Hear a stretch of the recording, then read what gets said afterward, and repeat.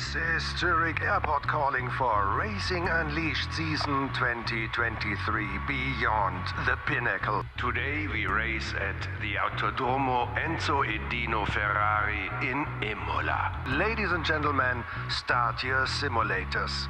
Get ready for racing. This is Racing Unleashed Beyond the Pinnacle. And it is green and go. It's a good start from Rock already. They make contact. Absolutely flying. He's a man on a mission at the moment.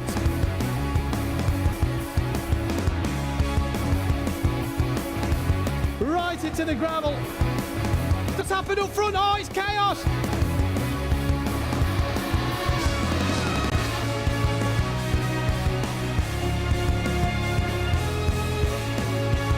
Can't overtake, he said.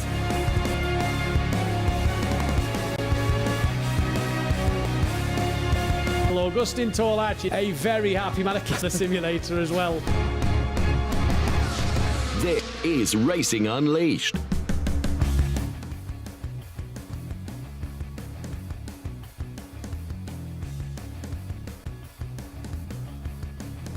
Don't know if you could hear us to start with, so we'll go again. Very good morning to you. Welcome to Race Unleashed. It's the Racer League live here in our virtual studio. It's Challenge 4 at Imola. These Racer League driving, as we saw yesterday, a fantastic thrilling race with thrills and spills and down the grid. No more so than the championship rival at the front. Will we expect more of the same today? That is the biggest question.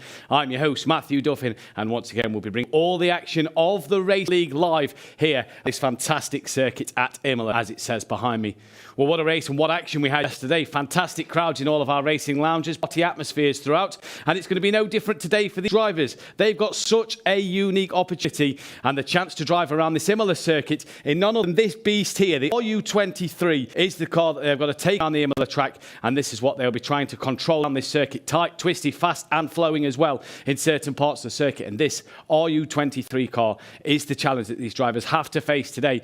And we know we've seen a few moments of individual mistakes yesterday. Drivers have some today.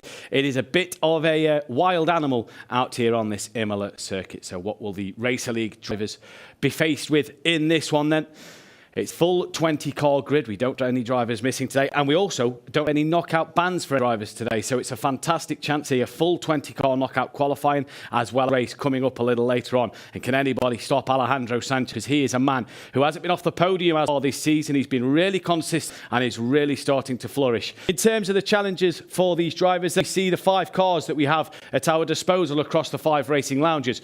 There is no Carmen, no light blue of Zurich Airport, but the green striped car there with the red and blue of Zurich Camptal will be on display today, as will the one in the middle, the Madrid car, the yellow stripes, wing mirrors and helmet to identify Madrid, and then you also have the pink one there of Munich to identify which drivers are from where. So pink is Munich, yellow is Madrid, and the green is Camptal, just so that you at home can keep up to date with which driver is which. And the prize then that the drivers are in before today is this one right here, the Racer League, 3,500 Swiss francs that the drivers take home today if they get a race win, all the way down to 200 for a top 10. Very important that a top 10 finish. It's just points, but it's prize as well. And in the season, Alejandro Sanchez at the is one step closer to 15,000 Swiss francs there, and that goes all the way down to 750 for a top 10. So a lot to play for. It's not just the prize of a trophy and to be champion, but there's prize money up in store as well. So a lot of opportunity for these drivers to really try and focus on getting some money in their back pocket.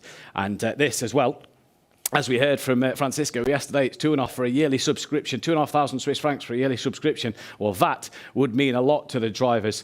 As we go through the world, and more importantly, go through Europe into our race lounges as we head through round Planet Earth and into Madrid we go first, where their racing lounge had a fantastic atmosphere yesterday, and it will be no different today, I'm sure. And Madrid Racing Lounge get ready to go racing once again, and it's Alejandro Sanchez, their man at Madrid, that is the championship leader.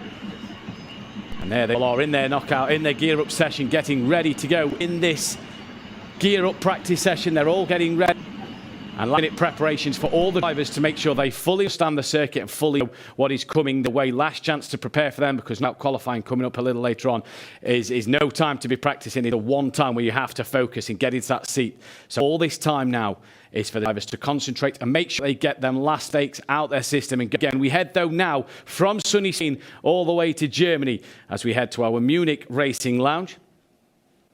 And we saw confetti being thrown around in Munich yesterday by Sebastian Hirsch to Nico Holland. I wonder if there's more in store today as we zoom in our Munich lounge at the Motor World in Munich. And a fantastic chance to see their lounge today. Yeah, you see again, more preparation for drivers, especially the likes of Sebastian Hirsch and Andreas Michael Schmiedel as well. One man who's to try and score some points to defend his championship from last year. We saw how dominant he was last season. He's got to again this time around though. And then we go from Germany across to Switzerland then as we head to our Kemptal Racing Lounge, where the drivers there, a lot of them starting at the front of in the knockout qualifying session.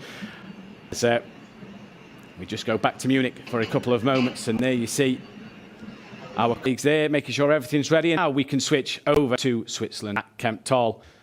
And it's for these drivers, 5 which starting at the front today. Only Christoph Holstein and Loris Mistretta starting further down the order in the knock qualifying session, who will be ready to go. And the Formula BMW that we had James and Sid talking about yesterday, chance that Sid had to test around the circuit. And obviously drivers in their simulators, in their cockpits, ready to go and ready to test as they go at the moment then. So all 3 lounges ready to go, no on today, as well as Zurich airports. 3 lounges, Kemptal, Munich and Madrid, all ready to go in this Racer League today. And it's going to be a fantastic opportunity for certain drivers who have missed a few races. Dominik Dedic is back. He's been away for a bit of a while. He's missed 2 races. So he's got a chance to score some good points, maybe get himself on that leaderboard as well. A chance for people like Sinan Demirbaş to change their fortunes around maybe. He's been involved in a few incidents over the last couple of races, and he's been caught up in a little incidents where he now needs to hopefully get some good races under his belt. What though can Ciro Zambra do? He's obviously been in the Formula BMW car. He's obviously experienced racing in the real world, and now he brings his knowledge from that back to the sim world. And can he take podiums or race wins today? This is the biggest question, which will all be answered a little later on. Let's though look back at yesterday, where we saw some party atmosphere in the racing lounges. This is Nico Holland with obviously confetti being thrown by Tyler Klaus, Sebastian Hirsch. Confetti being thrown all around, and it was fantastic to see Madrid. You heard noise from Madrid today. It was a fantastic atmosphere there in Spain. They took the race winning Challenger League. And then Kemptal, we look at the party atmosphere. And our owner, Francisco Hernandez, and James was there as well. And we have James with now. Good morning, James. To see you, how's things? Yeah, good yourself? It's good to be this side of it. Yesterday, we were really fortunate to be live in the lounge with the racers, feeling the heat. Yeah. And now today, alongside yourself, first of all, I must say, it's an honor. Thank you very much. And I'm really looking forward to this. Yesterday, we were focusing on the Challenger League. Obviously, a great bunch of talent in there, which are aiming to work their way up. Yeah. And today, we're Racer League. And this, for me, I've been following this journey while the talent in this series is exceptional. So to see the race is going to be awesome. It really is. And the atmosphere at Kemptal yesterday, it looked fantastic. It was amazing. It was, yeah. I mean, one thing that was special about it was the location of it. So the Kemptal Lounge, it's just outside of Zurich. It is in this stored old building, but there's car dealerships around. Francisco brought in his Pagani Huayra. I mean, as a backdrop, that alone was fantastic. But then the atmosphere when it gets closer to the race, it's just the same as when you get into the real cars and you put that visor and everything changes. Yeah. As soon as these drivers lower themselves down into those seats, the whole mood changes. I'm getting sweaty palms to speak about it. It was great. And to see that energy, confetti, as you mentioned, it was a great day. It was a great day. Let's take a look, though, at the result, though, the classification of yesterday's result. We know that Marcus Valverde won the race from Yannick Pletcher and Nico Farland as a confirmed top 3. And our race result then looks as follows then. It was Marcus Valverde, Pletcher, or Nico Farland top 3. Augustin Talachi finished before, with Borges Arzo gaining 5th place after a penalty for Adrian Gomez. Thomas Herzog kept hold of 7th place, with Mario Stanek in 8th. Gianluca Pisano, penalties to his name, dropped him to 9th. And then rounding out the top 10 was Walter Troninger. The bottom half of the field then yesterday. James, if you just want to come my way a little bit. Roberto Miguez then was P11. Penalties dropped him down the standings with Tyler Klausch also receiving a few penalties to 12th. Rock Merzel, Mohamed Ramsey, Andreas Koch, Robin Doney and Fabio Schlegel as well. Penalties to name, really mixing up this grid. Dennis Echenberger was P18 with Michael Waversick and then Matthias Overkirk. Standings though after yesterday's confirmed results looks a little light, and it is the Swiss driver of Yannick Fletcher from Kemptal who still the way and extends his gap a little bit for Nico Forland. Augustin Torlacci really bringing himself into the party here. He's only 6 points off the back of Nico Forland, tied with his Spanish fellow driver Marcus Valverde. Adrian Gomez 5th place. Borges also a couple of points behind him in 6th with Rock Merck 7th. Chua Hayder didn't see him yesterday in 8th. Enzo Hayder 9th and Antonio Rivoli rounds out the top 10.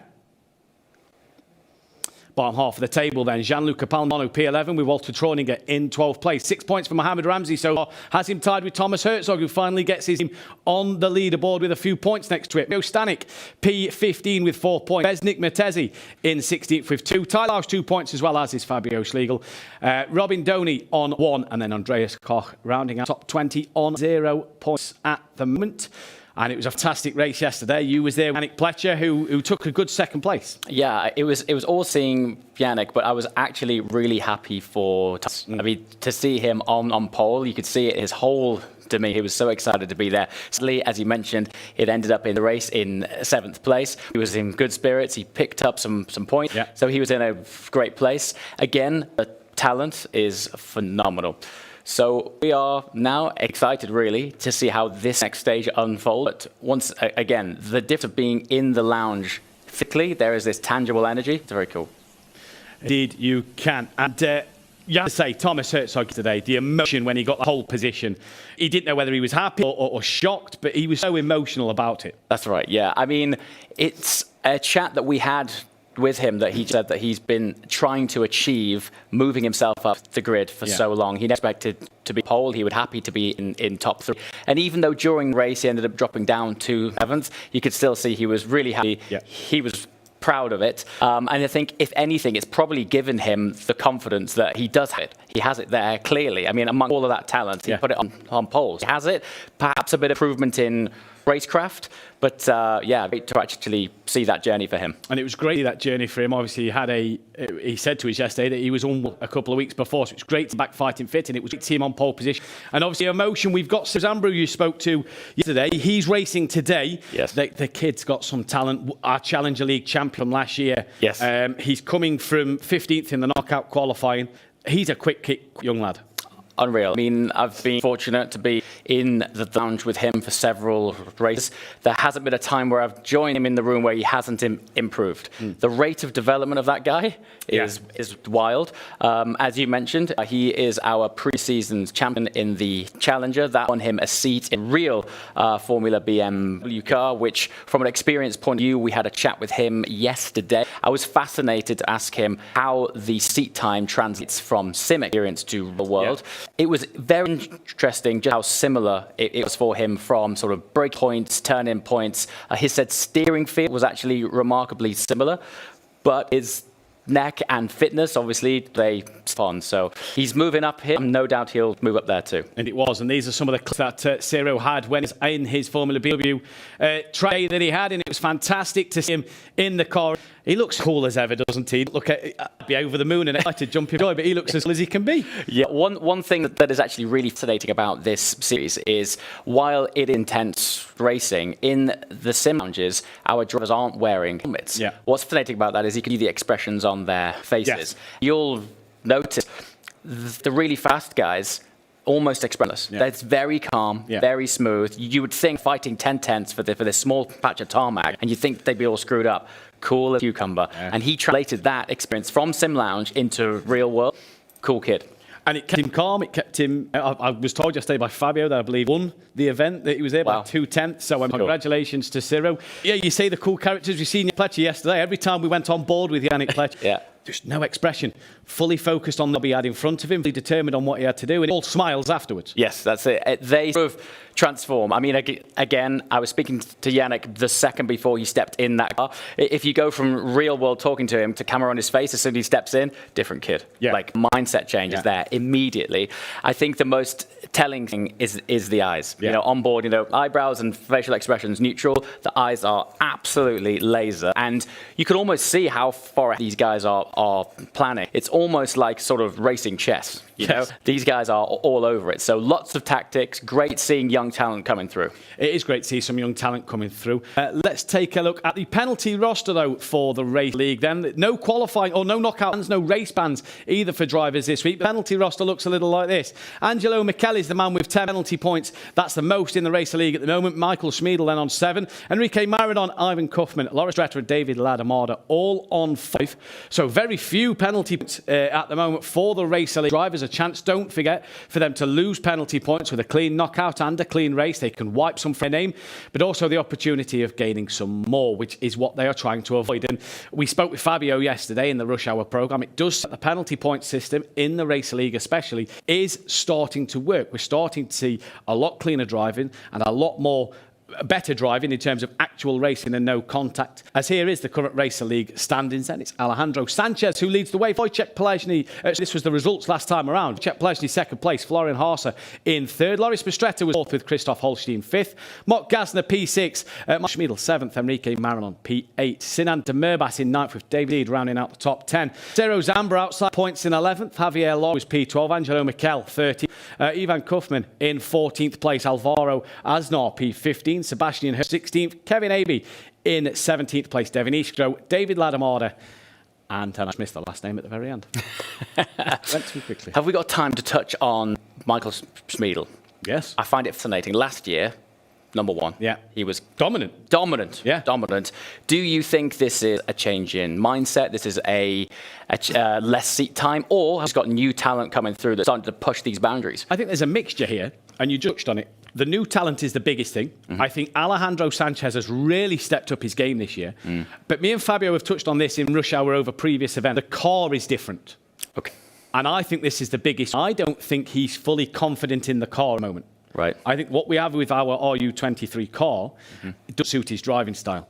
And I think that this is something he's trying to adapt to. Because like you say, last season, Michael Schmiedel was untouchable. Won a lot of races, was very quick, very calm. This year, you're seeing him a lot more. He seems to be a bit more frustrated, but I don't think in himself, I think more in the car. So I think it's a mixture of Alejandro Sanchez really raising his game, the new talent of Ciro Zambra, David Seed coming through, as well as the fact that the car doesn't suit him. Interesting Indeed. We'll have to see what he can do. Michael Schmiedel will be coming 17th at the moment. He is 4th in the current standings in the Racer League. So it's not all doom and gloom for Schmiedel, but he hasn't yet been on the podium. So that shows the change in fortune from last season. Here are the championship standings. Alejandro Sanchez leads. They've got 20 points over Christoph Holstein, who is 5 points clear of David C. There's Michael Schmiedel in 4th place, ahead of Enrique Maradon and Ciro Zambra. Unchanged. Up a couple of places was Wojciech Polezny. Sebastian Hurst dropped down to 8th with Mark Gasner staying 9th. And Loris Bistretta moved into the top 10. Second half of the stands then. While we wait for that, Alejandro has a 20-point lead. I mean, it's looking pretty strong for him. And that's just right after now. 3 races. I know, which is a disproportionate gap. That is Let's massive face it. at the moment. And as we come to, obviously, next time will be the halfway point of the season. He's got an absolute chance to pull away even more. Angelo Michele helps out the top 10 with Florian Harser moving into 12th place. Alvaro Aznar, Sinan de Merbas, Javier Loro, Dominic Dedic, Ivan Kaufman, Kevin Abbey and David Ladamada all dropped down. Devin Eade still bottom of the standings, and the bottom 4 there yet to score a point this season. So a chance maybe for them today to get their names with a couple of points next to them. But it's just so interesting to see how tight second down to about 5th or 6th is. But the leader is just gone. I mean, when you watch these guys, they're going around like a shoulder fish, aren't they? You know, it is so tight. There are literal tents between them. One of the things which is now starting to unfold, even though it's quite early on, is different drivers forte different styles of circuits. Now, Imola, iconic circuit, but it's quite long too. Yeah. What are we, 22 corners, I think? Yes. So just under 5K in length. 4.9 kilometres. No, 4.9. So a lot of folk there, a lot lot more to learn than perhaps some of the shorter tracks, and that seems to be lending itself well to, frankly, people who are just very good at remembering circuits. The other thing as well is we went from Mugello 2 weeks ago, which is the corners are faster, a bit more sort of medium corner speed, fast corner speed. Yep. This one a bit of everything. You've got the corners, the medium speed corner. You've also got slower corners like this. Let's just talk you through the knock qualifying procedure. As we know, if you are new to Racing Unleashed or unsure what the knock qualifying is, we have one warm lap, which is a formation lap behind safety car. No overtake is allowed. We then do 2 guarded laps. A guarded lap, full racing speed. It's a full race. We start it. If you want to overtake, you can. You don't want to be, though, in that bottom 2 coming of lap 4. But at the end of lap 4, we lose 2 drivers every lap until we get our pole sitter. So we've seen yesterday a frantic knockout qualifying session. Drivers was in that elimination zone. A few little spins, bit of contact here and there, meant to try to get their way up the grid. And this is something we want to avoid. But drivers in that moment are, I don't want to be eliminated. And it's a pressurizing design of format, because the more they get knocked out, the more bottleneck it feels. Yeah. The last 2, you feel it for them, to be fair. It's like there's this sort of digital monster chasing after. And those last few seconds, it's like, this last it. There's something about it. Stick around for that, because as the last, I quite like it between last 4 and the last. It's a real heated. And these guys are on the ragged edge, just trying to spin. They really are. And it's not like race. You'll see the race probably a bit more relaxed because they've got 23 laps to focus. If you're in the 2, you've got 4 laps to try and get out of it. So it's a little bit more hectic. There is Kemptol. There is Stoff-Holstein, who was his yesterday for our programme. And I wonder if Fabio gave him any tips, or he knows where not to overtake. And that's the final 2 corners at the moment as he's getting ready for his knockout session. The drivers are back in the simulator, or I believe stay in the simulator between gear up and knockout. And there's the man, Ciro Zambra, just making sure he's got his pads going in to make sure he's fully comfortable. Because one thing these drivers don't want is to be uncomfortable in the cockpit, because you're there for a very long time.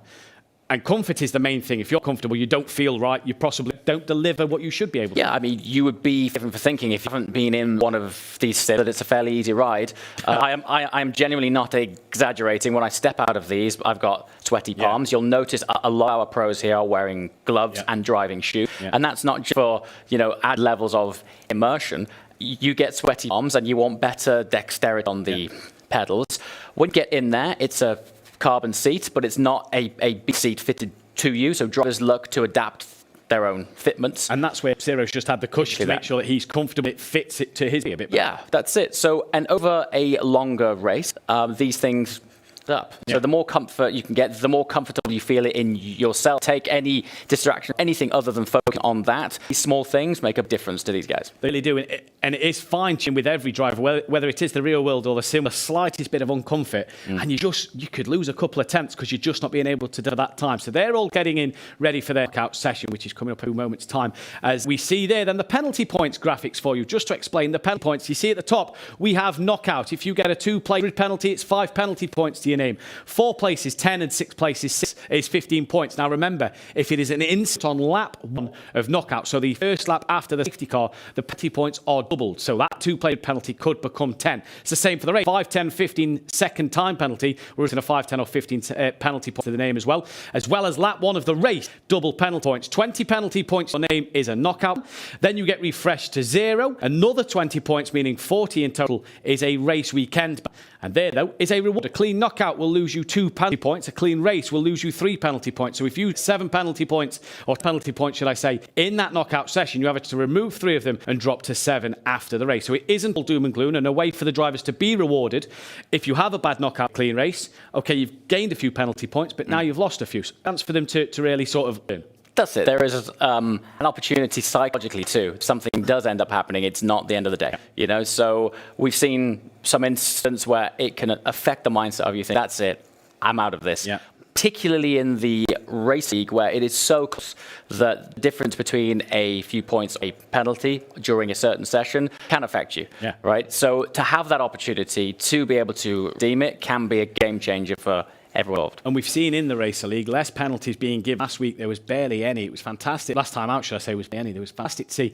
And really showing these Racer League drivers are starting to get to grips with this system. We don't have damage on here, so that this penalty points is a way to sort of act as their damage, you will. If you bump into another car, you're not going to just damage your front and have to pit and change. You're going to lose them points and be affected with bans. And all right, we saw 2 weeks ago Marcus Verde come from 19th in knockout because he couldn't qualify. Sorry, 19th in the race because he couldn't qualify and for second. So it's not doom and gloom. but you don't want them put on your name. Sure. And it's also a way of putting risk and perhaps not going for gaps that aren't there, right? Which is important in these realms because, thankfully, if you have an off here, you're not in a real war. But we do want to encourage is clean, proper sportsmanship, right? And these sort of boundaries, which will enforce and could end up ruining the race, are there to encourage that and hopefully have a fairer race. A fairer race, as well as the chance for the drivers to learn. If we look at Zambra, he wouldn't be making moves, lunging up the inside on it's not there in a real Formula BMW, would he? So he's got this chance to not only do in the sim world, then that can develop into the real world if given these opportunities. Sure. How they'd react if we said we're going to start knocking off some funds, as if you put a broken splitter, 100 francs off. That's a couple of hundred. Got to pay that one. There, though, is Madrid. A thumbs up from Alvaro Aznar in our simulator then. And that green simulator, it's won the last 2 Challenger League races.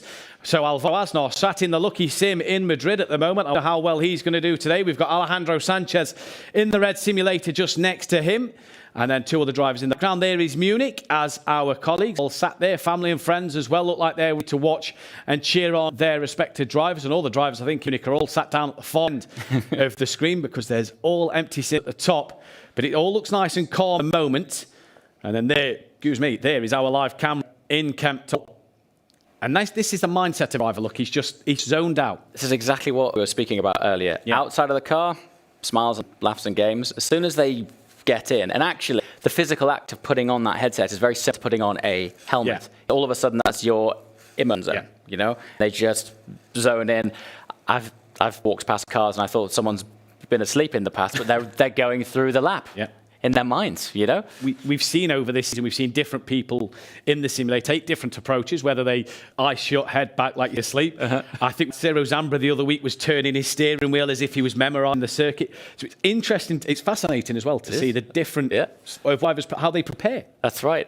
The fascinating thing is that we don't see on screen is how much time these guys are putting in outside of these. So you can have a subscription, an annual, and then that allows you to come and go from these racing lounges as often as you can. Not underestimate the amount of time that these guys are putting into this. So it's not only that they are here wanting to win. They've put in an investment. They've put in time. They are probably sacrificing other things in their normal lives to go and do this. So, it might look like some guys enjoying times in some sims, but this is real stuff. And as we've seen with Zero, this can translate to real world as well. And when you look at the live like Sebastian Vettel back in his Formula 1 race, you've got Lewis Hamilton, Max Verstappen at the moment. They'll be working at their factories in their simulators, preparing for the next Grand Prix. That's right. This is what these guys do. They turn up daily, and they are putting the seat time in. For the Challenge League drivers, they're trying to do it to qualify. For the Racer League drivers, they're thinking, right, what pace have I got? What qualifying pace? What race pace can I have? Let's put a half an hour session together to work on a racecraft. And it really is. And you've been in the simulators. I've been in the simulators. They really do take it out on you. They really do. Yeah, it's the force feedback on them as well is no joke. I mean, if you do have an off, you want to do the, arms crossed.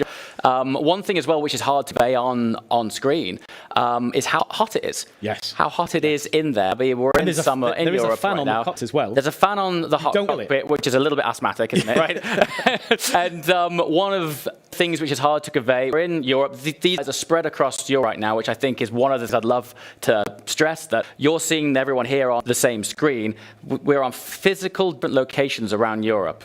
Munich, Madrid, Zurich, etc. But across Europe right now, it's hot. There's not no particular air conditioning in the cars. And after a few laps, not only is it taxing mentally, but the physics, there is a retention device in the seatbelts to sort of simulate the decelerative fall of braking. And after, and they're no joke, right? These things slam on you really hard. You brake hard into a sharp, like the cane here at Imola. You brake hard to that, and that really does. Absolutely. Yeah. I mean, I stepped out of the sims, and I'm well aware on my chest that I've been on some laps. I feel like I'm at the gym. They are fantastic simulators, obviously made by Maranello as well, and they're brilliant pieces of equipment that we are seeing as well. There is a second place man yesterday, Yannick Plech, former Racing Leash driver there in the middle as well, Tizio Caponio. And a look at the calendar then, we are at race in the light blue of Imola. We have a month's break, 3 races in 6 weeks we now get 4 weeks off on the Zurich airport, halfway of the season, 29th of July. Monza race 6 on the 1st and 2nd of September. Before the end of September, Caesars go to Barcelona winner. 29th and 30th spot is at the end of October with Laguna Seca, a new track this year. Race 9. Race 10 is also the Battle for Glory, in which we do not know the location of the track yet, and it will be fascinating to see on where these drives go. Mercedes GT to get us away in its knockout qualifying session. It is a warm-up to proceedings. Everybody had to follow the AMG GT safety here, and when you do so, after the first lap, it is all for racing. Are you a fan of this qualifying for, James? I'm a fan of anything that brings everyone closer. Yeah, it can mix things up. It just gives everyone time to, settle in, as it were. But this is a relatively long race. I always think how a race starts rarely has impact on how it ends. It makes the beginning of it interesting, but as we've seen yesterday, our pole sitter finished 7th, right? So, and it was interesting seeing the guys, once they'd gone past what I guess ultimately with a slightly slow cars, they were putting gaps of not tenths but seconds. Yeah. So as soon as any of these guys who are front runners gets an opportunity for some clean air, that's when things totally change.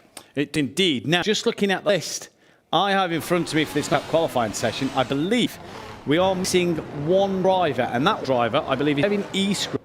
Is not actually his name on them standings, so it's Kevin Eastrom that we're currently missing for the grid. So the order will look like in this knockout session. David Ladamore will lead the grid away from Kevin B. Then Ivan Kuno will be P4 with Dob Dedic in 5th place, or 4th, sorry. Javier Loro will line up P5. Sinan Demirbaş in 6th. Alvaro Asnor in 7th. Florian Horst in P8. Angelo Michel P9. Laura Stretta P10. Mark Gasner.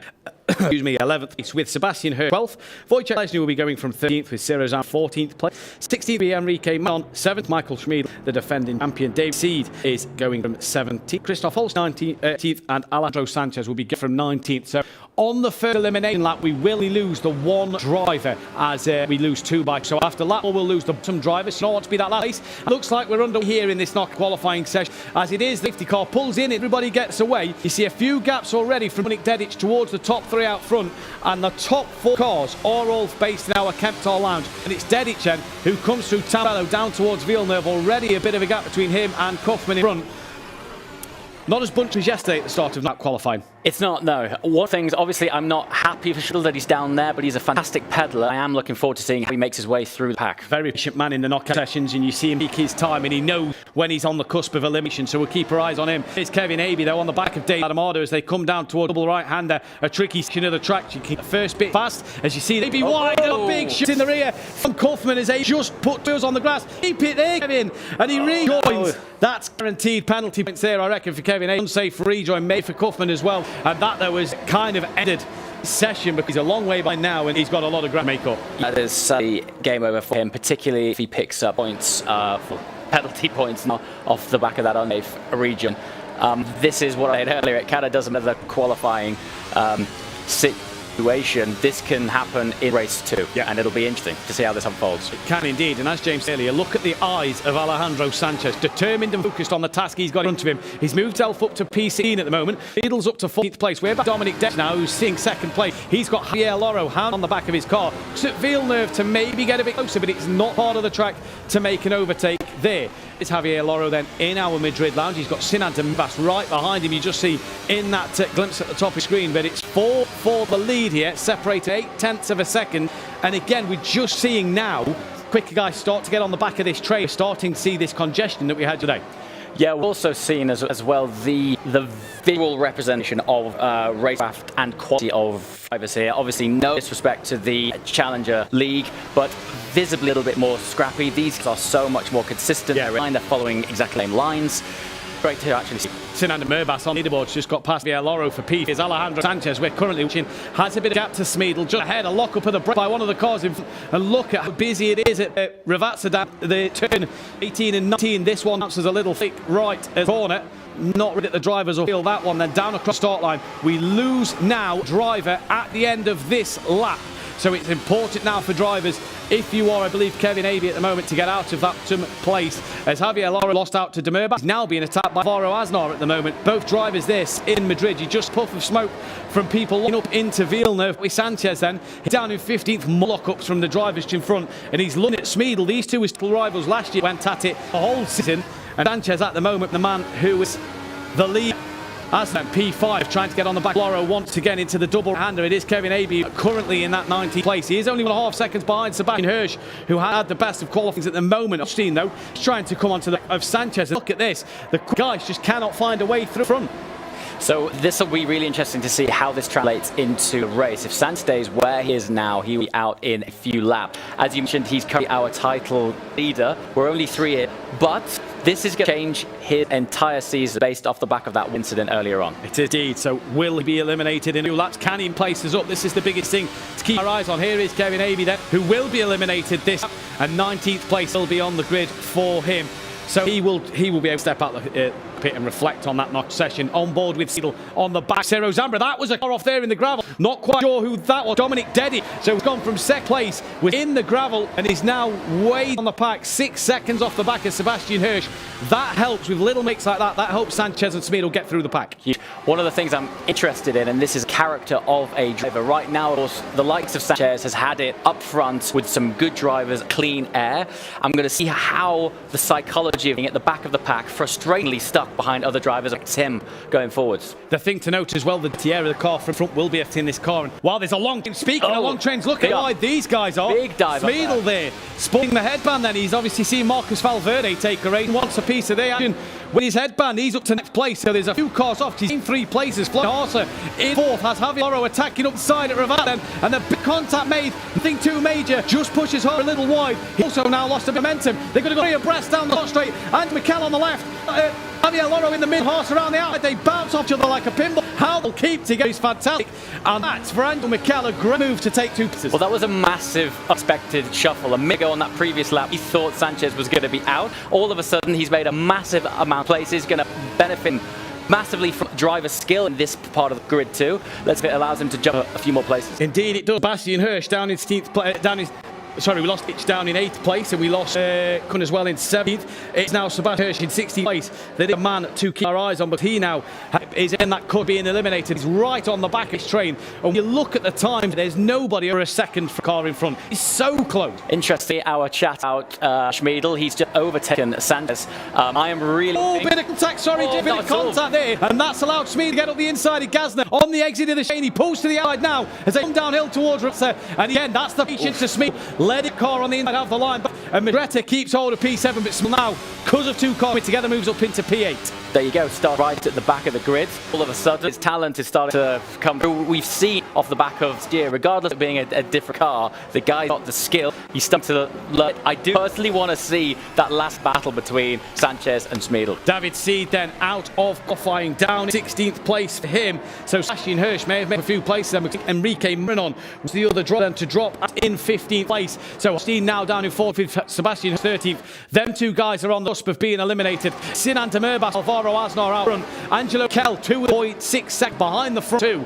Then a train of cars behind him. And Alejandro Sanchez we're on board with. Seen now in P9 behind Loris Mistret. Second place in the championship, Chris Holstein. He's well in front of Holstein. So in terms of his championship rival, the close one, he's well in front of Sanchez at the moment. And again, these sorts of things on here might seem like it's nice placement for them. Psychologically, that extra shot of adrenaline from placement, just that 1 step ahead can often give you that advantage to push that last 10 and maintain that place. Indeed, it can then as they come for Vatsa for 7th time. Demerbas, Aznar, Angelo Mikel, David Ladamorda currently P4 with Florian Horsa 5th. Loro Smeedle, Stretta Sanchez, Gazda rounds out the top 7. Here comes Alejandro Sanchez, looks like side by side as we cut away to Christoph Holstein then. He has been eliminated, I believe, from qualifying in P14 for Christoph, so not the session he would have wanted. And we also lose Sebastian Hirsch, and that there, look, is a very, very frustrated young... He is deeply unhappy about this. Again, a lot of this grid play right now is off back of an unexpected incident early on. Yeah. None of these guys expected this. We've got some people who are much further the grid who, as we've just seen on camera, had deep frustration because just a few minutes ago they're in the thick of it. They was in the thick of it. Sanchez has got to PS. Smeedle now up in E7. It's just showing now some of the guys who are leading championship coming towards the because it is getting really big on this circuit. Loris Greta 5.9 in Ciro Zambra. You feel for Mistret, unless a mistake from anybody, it's going to be 12 him provisionally. Zambra needs to get past Voigt Pellegrini there on the back of this train. There is in the red and blue car with green wingers at the back train. I feel it's too late. There's a push to pass the knockout session. For Ciro, he's going to be from P11 on the grid. He may makes up 4 places in the knockout session, so it's not too bad. Loris Mistretta, though, will be down in P12 visually as well. There is from our crew in Tall. And Alejandro Sanchez, look on the back of Speedle, who's on back of Ladamada, who's on back of Javier Loro. And Sanchez pulled to make a move into Ville. And Speedle will take the move on Ladamada. And 3 wide through Ville. How have they made that work? Sanchez gets 2 places. Speedle, I think, gets involved in an incident in the background, though. I think there was a big car off. There's 3 off. That was fantastic move, Sanchez. Crikey. I think one of the interesting things about this qualifying format is by the nature of design, the more time goes, the more stress it gets. Yeah. You know, I said earlier, you've this digital monster, he's put away at you, and you see it in during style. It's getting tighter and tighter, the pressure chasing these guys, and then incidents like this happen, and all of a sudden, complete grid shuffle. Yeah, it is indeed. And Sanchez there through field move, not really a part of the track, make an overtake. He got 2 places into 2 corners. It's Asnar de Murbas. That leader's changed as well out front. Angelo Mick on the back of de Murbas, P3 and P at the moment, but for Sanchez, he's gone all of a sudden being 14th for cusp of elimination. He's now sitting 6, nothing comfortable. Gazner 7, Beadle down it, and he's 4.3 the back of Gazner. But we are going to David Ladamada in 10th place, and we are also going to lose Wojciech Polesny, who will be in P9. Not for Polesny there, he's gained 5 places provisionally from the grid ordering out to where he's been eliminated. Now, on the flip side of the pressure, the further the race goes, the cleaner the track gets. Yeah. So there's less hustle and bustle to get caught up in. It gives guys who are the runners a bit more space to breathe. This is when we start to see some wild lap time. Yeah, this is where you can see, you look at Sanchez, 6 behind Javier Loro, who's then 2.5 behind Haas. So this is where we can see the championship leader now stretch his legs and really show us why he's championship leader in some place. All of a sudden, our attention turns to Smeedle. He has gone from 17th, he's 4 seconds behind, so will be P8. He's not going to catch 4 seconds unless there's a mistake from here as quick as the guys. But from 14th to 8th, he can be pretty happy with that knockout. Exactly. I mean, we've seen his craft. He's now midway the grid. He's probably going in this thinking, you know, it's where I want to be, but where I was, I don't have a chance. I'm in the game here now. Yeah, he is. As we've just seen, for 2nd place, Angelo Mikel goes into P2 ahead of Sinan Demas. So there is Smeedle. Nico Folland in the background, or if he's bought himself some confetti to spray over drivers today. But it's Sanchez now, all of a sudden, he's once again on cusp of elimination in qualifying. He's not just got to get past Loro, he's got to catch on onto the back of Florian Harsner. They've got Gazner, who's eliminated in P7, Smeedle 8th. Sanchez here, really showing why he's the championship leader, making moves. He's putting pressure on drivers in front. He's really got pace. Half second with half up to go. I feel he's going to be eliminated this lap. 2.5 seconds to Harsner seems a bit too much if he gets past Loro, but from 20th to 6th, again, another who can be happy with knockout. It's incredibly strong. Again, you know, it's not where he wants to be. From an audience point of view, it's a great shake. What I am finding interesting, I mean, Asnar up front right now, these are the cream of the and look what happened. You give these guys some care. You know, he is almost 2 seconds in front now on in race. Is indeed, as Sanchez comes into Ravazza, and I don't think he's close enough to make a move into the far corner. He's not. So for Sanchez then, he's going to be pieced in this knockout session, and for Javier Loro it will be P5. So the 2 Spanish drivers come across the line, 5th and 6th provisionally in knockout qualifying. Right, tall battle now between Asnar, Angelo Mikel, Sinan Demirbaş and Florian Harsner. Then there is our lounge in Madrid, as I believe there is only the 1 Madrid driver still left in session. That is Alvaro Asnar. Angelo Mikel and Sinan Demirbaş in Munich, in Munich, and Florian Harsner then as well in Munich. So it's 3 Munich drivers against 1 driver from Madrid, but it's the driver from Madrid who's 0.7 in the clear at the moment. And Harsner here, I wonder if Demirbaş has had a problem because that got a little bigger and it's now 4/10 of a second. These are the 2 drivers that look like they're going to be eliminated this lap, just because 2 seconds to Demirbaş with half a lap to go. It does. One thing I actually enjoy about this format is that there is no push to pass, which means it's purely down. Oh, sorry, a mistake from Harsner there. What was I just talking about? Purely down to driver Exactly, 2 on the grass. He brakes, locks, it makes the wheels on the left side of the car slide across grass. It doesn't grip up. And straight up the chicane, but like you say, no push to pass for the drivers. It is their skill. It's just pure skill. And what we're seeing here with driver error is these are the last 4 and the pressure on. So these guys are committing to braking later, trying their luck. If you're at the back, you're about to get kicked, you try anything. Yeah, exactly. Alvaro Asnar then 1.6 in the lead of Angelo Mikel. That's that there, the yellow car of Asnar, the purple car of Mikel. And tell you what, for Asnar and Angelo Mikel, they've gone from 8th and 10th. So to be 1st and 2nd is a good knockout session and a good start of the race to put them in a good position. Huge. I mean, what I love about this format, this is something you probably couldn't have predicted. Yeah.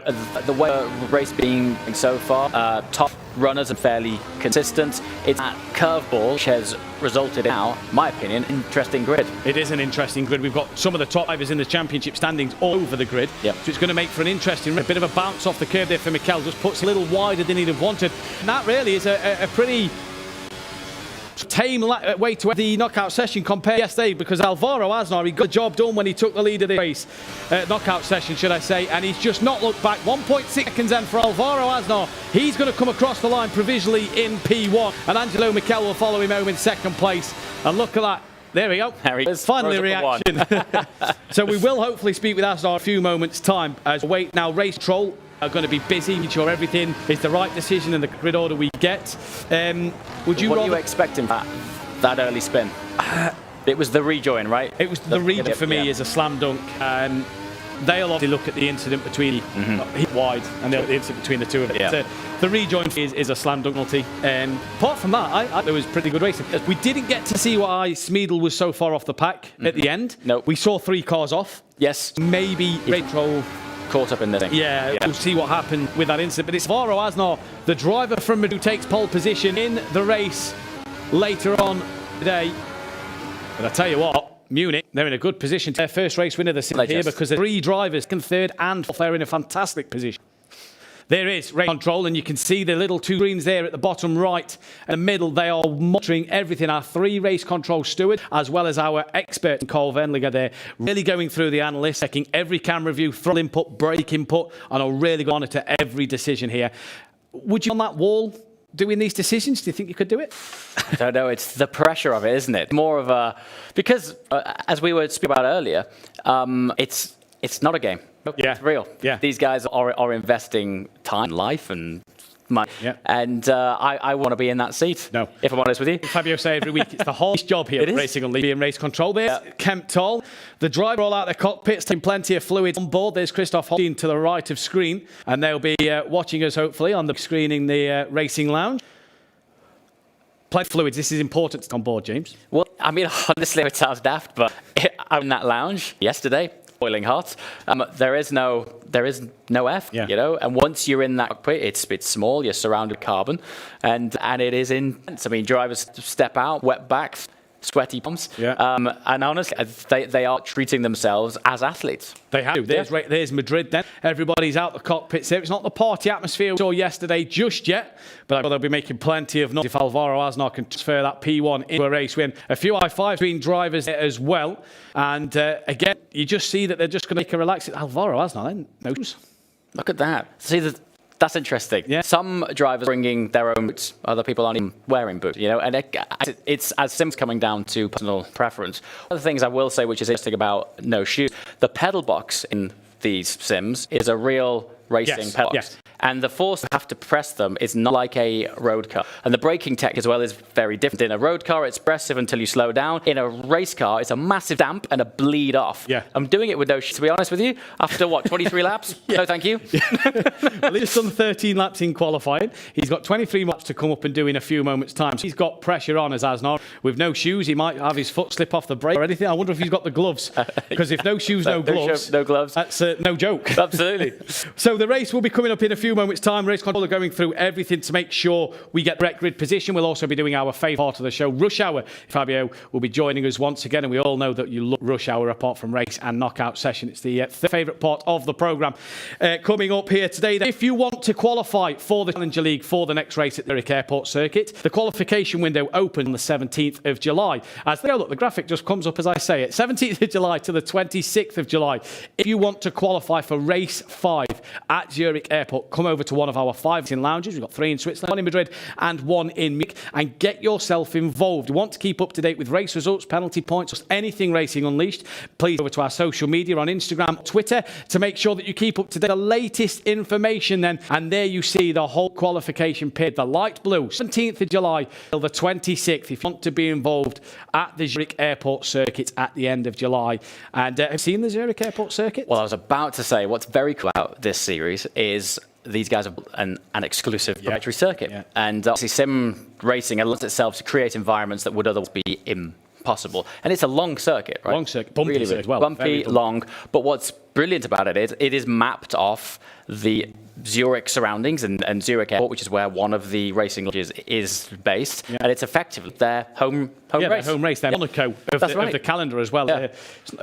What do we call it? It's not a street circuit. It's a bit more like Silverstone because it's on an airfield. But the bumpiness of it as well, the barriers, no grass, no gravel, a bit like a Monaco feel to the track as well. And like you say, home circuit there again in Madrid. And Marcus Valverde come to cheer on the drivers today as he's race winner from yesterday, pulled himself back in the championship. And everybody, it's nice and relaxed there. Look, a few more people started to film. I believe Augustin Torlacci from yesterday's just up as well. So it's just a very nice, chilled environment. We have got a confirmed 1, 2 and 3. So Alvaro Asnar is positioned for this race. P2 will be Angelo Mikel and P3 will be Sinan de Merbas. That one is confirmed. We'll bring you the rest of the confirmed results later on in the programme. We will with Alvaro Asnar, but he's just had to step away for a few moments to relieve himself.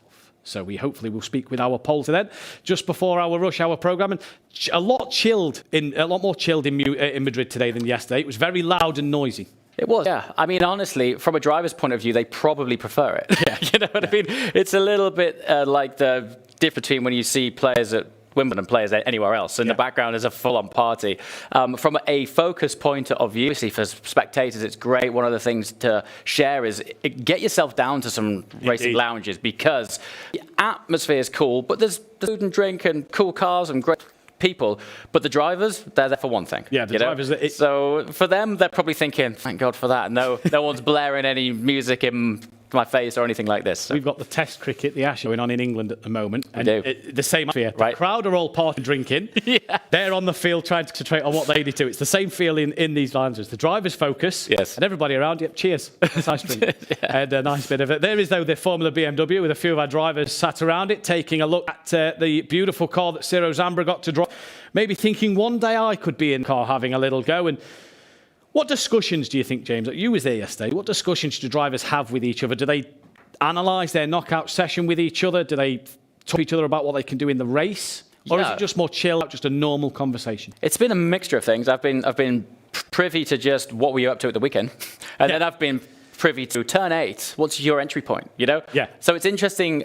There is actually a culture of, well, I presume sharing tips. They could be saying, take this line and it's the wrong line. I don't know. But, there is definitely still a discussion amongst drivers about technique, so which is probably unheard of in most sports for competitors to even share. Indeed it is. Coming up then in just a few moments' time, it's the favourite part of Rush Hour.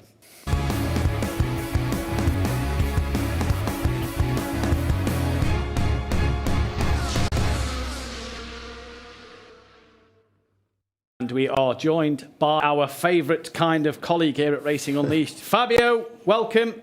Thank you very much. Hello, chaps. How you doing? I'm getting an early prediction from you today. Who's going to win the race? Because we haven't said it for the last 2 times. Asnar. Yeah. You, the viewers at home, heard it here first. Alvaro Asnar is going to win this race from Fabio Vettiga. Then, Fabio, how are you today? What do you think to knockout? I'm very good. It was actually very exciting to listen to you guys. You made it, right? So maybe you can join more often. Well, yeah, I'm up for it, man. It's good fun. It's really, really good. Crofty and Martin Brundle for the Formula 1. They better watch out. Me and James are coming. There you go. Me and James are coming. It was a good knockout session, though. Incident list compared to yesterday? A lot less compared to yesterday. I think one of the major factors in this knockout session was actually David Ladomada, because he held up the field. So basically all of the guys were stuck. And that helped Smeedle, Sanchez, and the top drivers there to really get some places in the end, because otherwise, once they were gone, as you said so, rightly so, towards the end of the knockout, Asnar, Mirbaz, all of those guys, they just flew away in the end, right? I have to mention Alejandro Sanchez, championship leader. He pulled off a spectacular move into Villeneuve, 2 cars into 1 corner, one of them being Smeedle as well.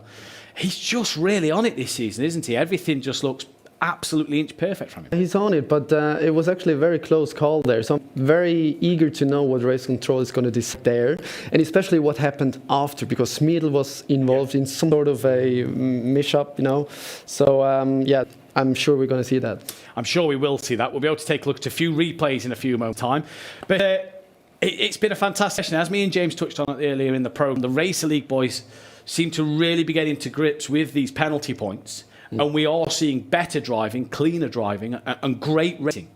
I mean, that's what we for introducing the penalty points, right? So, we calm the drivers down, and I think at the beginning of the season it didn't really work out. Yeah. Now, as the season progresses, and we've seen some bans, some knockout bans, I believe it really, lives in mind. Starting to hit home. Exactly, yeah. So they're a bit more cautious, but they race fairly and closely. What's the main differences, would you say, in feel between previous season's car and this car? We were having a chat earlier about Schmiedl, obviously absolutely nailing it last year. Still in a good place this year, not as dominant. It's our speculation that it might be due to car changes. What are those changes? I mean, the car definitely has more speed. Last year we were around 300, now we're around 330 or something. With push to pass, it's 15 Ks more. It's a bit more understeery, I would say. Maybe that's not really good for his driving style, but he's a guy that can really, customize basically to every single car that he's driving. I believe, and I've talked to guys in Munich as well, that maybe this year it just didn't go according to plan in the races for him the knockout. So he was involved in some incidents that kept him away. Yeah, kept him away from top. Indeed. Do we think as well, though, the drivers, like James asked me, the step up in Ciro Zambra, David Teed, and Alejandro stepping up his own game, do we think that is another factor into why we're not seeing Schmiedl as dominant? It could be so many things, right? Obviously, yeah, if one competitor is like picking out at the moment and everything goes according to plan, just, getting through all of his components, just had no incidents, no penalty points, no bans, etc. Obviously, it could result in what we've seen so far with Sanchez having a heavy gap at the front at the moment in the championship. Indeed. Let's take a look at the track preview for Imola today then.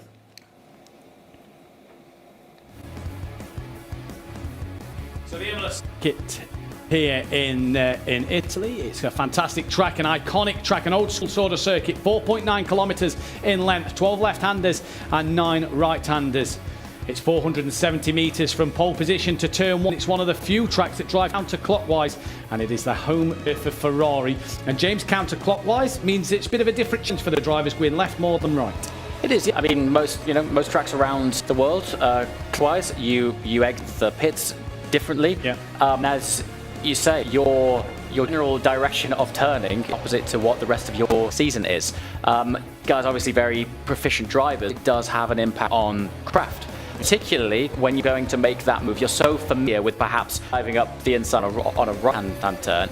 Your proximity to cars and feeling, when you're so used to that, subtle changes can make the difference with these where we might have an off. Indeed, we so. So you come through Torello, Villeneuve, and the hairpin as we head down towards the head towards the left-hander, down towards the double right-hander, and this is a trickier part of the circuit to right because this first one comes up very fast and it's slam on the brakes now as you hit hard into this one before patiently putting down the accelerator because you don't want to have spin and lose the rear end. Come uphill towards the very Alta then, towards the chicane. You go in a very difficult place to overtake. We saw Thomas Herzog yesterday park car on the apex to deny the driver a way through. Rivat, the final two corners. And where Christoph Holstein said he wanted to overtake yesterday. Will we see any there? That'll be the big question before the long run. A key exit out of Rivatsa to the finish line is needed because, Fabio, it is a long stop line here, so exit out that final corner is crucial. Yeah, it's very crucial. We've seen so many overtakes there, but it's not the only overtaking place at Imola as we've seen yesterday. So there is one up to the chicane, down to Rivatsa, as we just said. So, or maybe even going up through, I don't know what the corner is called, but where Schmiedl had the incident. We can now speak with Alvaro Asnar. Then let's just go through that. Alvaro Asnar is pole position. Angelo Michele is P2, and Sinan Demirbaş is confirmed as P3. But we can speak with Alvaro now, and very congratulations on that one. That was great qualifying. Yeah, thank you so much. Talk us through your session a little bit there. Sorry, can you repeat the question, please? Talk us through your qualifying there. Yeah, I know that I have a very good pace here, and I was waiting for the opportunities in this qualifying, and I have a look because all drivers were very clean in all options, And yeah, I am P1 because I have it to be here. But Angelo is so fast, so I will be careful in the race with him. Indeed, he looks a quick driver. What can you do in the race, though? Race start, obviously, from that grid position. It's not a rolling start. Can you get a good launch off the line? I hope that, yes. Talk us through your race strategy. What's the plan? Lead into turn one, hopefully? I want to be on P1 in the first corner and then push all of that I know and finish the race without any problem. Alvaro, thank you very much for speaking to us. We hope to speak to you later on in the race. Thank you. Thank you very much. Also, just to point out there... Guys ripped. No? I wasn't going to say... Oh, okay, I was thinking you were saying that because we had Iron Man show, we had other guys who were in form, but this guy's ripped as well. The tie, either the shirt's too small or it's just... Yeah, but now I know what you want us to say. It's the green simulator. Yes. 2 wins in a row in the Challenger League. It's got pole position now in the Racer League. Yeah. But he's wearing his Go Faster headband. I've noticed a few headbands creeping in lately. You know. Valverde's starting a fashion trend here. Yeah. And it's brilliant to see. Smeedle and Plesny had a white one on today. They had, I see that. Yeah. Okay. Smeedle and Plesny's got the white headband on. Ooh. Valverde's starting a trend. Yeah, maybe. Yeah. Maybe he could sell, put some merch. I was just going to say, he's setting himself up in brand deals. You can help him with that. Yeah, branding is something that you can do well. There you go. Next up. Vamos across the front. Racing Unleashed, maybe. Get their blue heads on display. Snubbed. Yeah. Get that one out. We could all be wearing them on rush hour, Fabio. Me and you in the summer. Yeah. Yeah. Probably. We can set up the studio on the roof, actually. Yeah, have that happen. It'd be nice, that. Yeah. Nice. It's not raining. Yeah. So Alvaro Asnov happy with his qualifying there, James. He seems like he's, thrilled with it. And he has a plan for the race already at the start. But again, how chilled? Yes. Just super relaxed. There's no sort of outburst of energy just yet. Obviously, it's only quali, so he's not saying, here I am. Yeah. But he's in a great place. As you rightly touched on, it's all about that turn one. Yeah. Can he get the traction off the line? Will his reaction times be there? Will he turn in too early, cause an accident? Who knows? But turn one for him, we've seen he gets the clean air and he's in front. He's in with a great chance, but that turn one's going to make all the difference. It is indeed. Can Alvaro Asnov lead into turn one? That's the biggest question.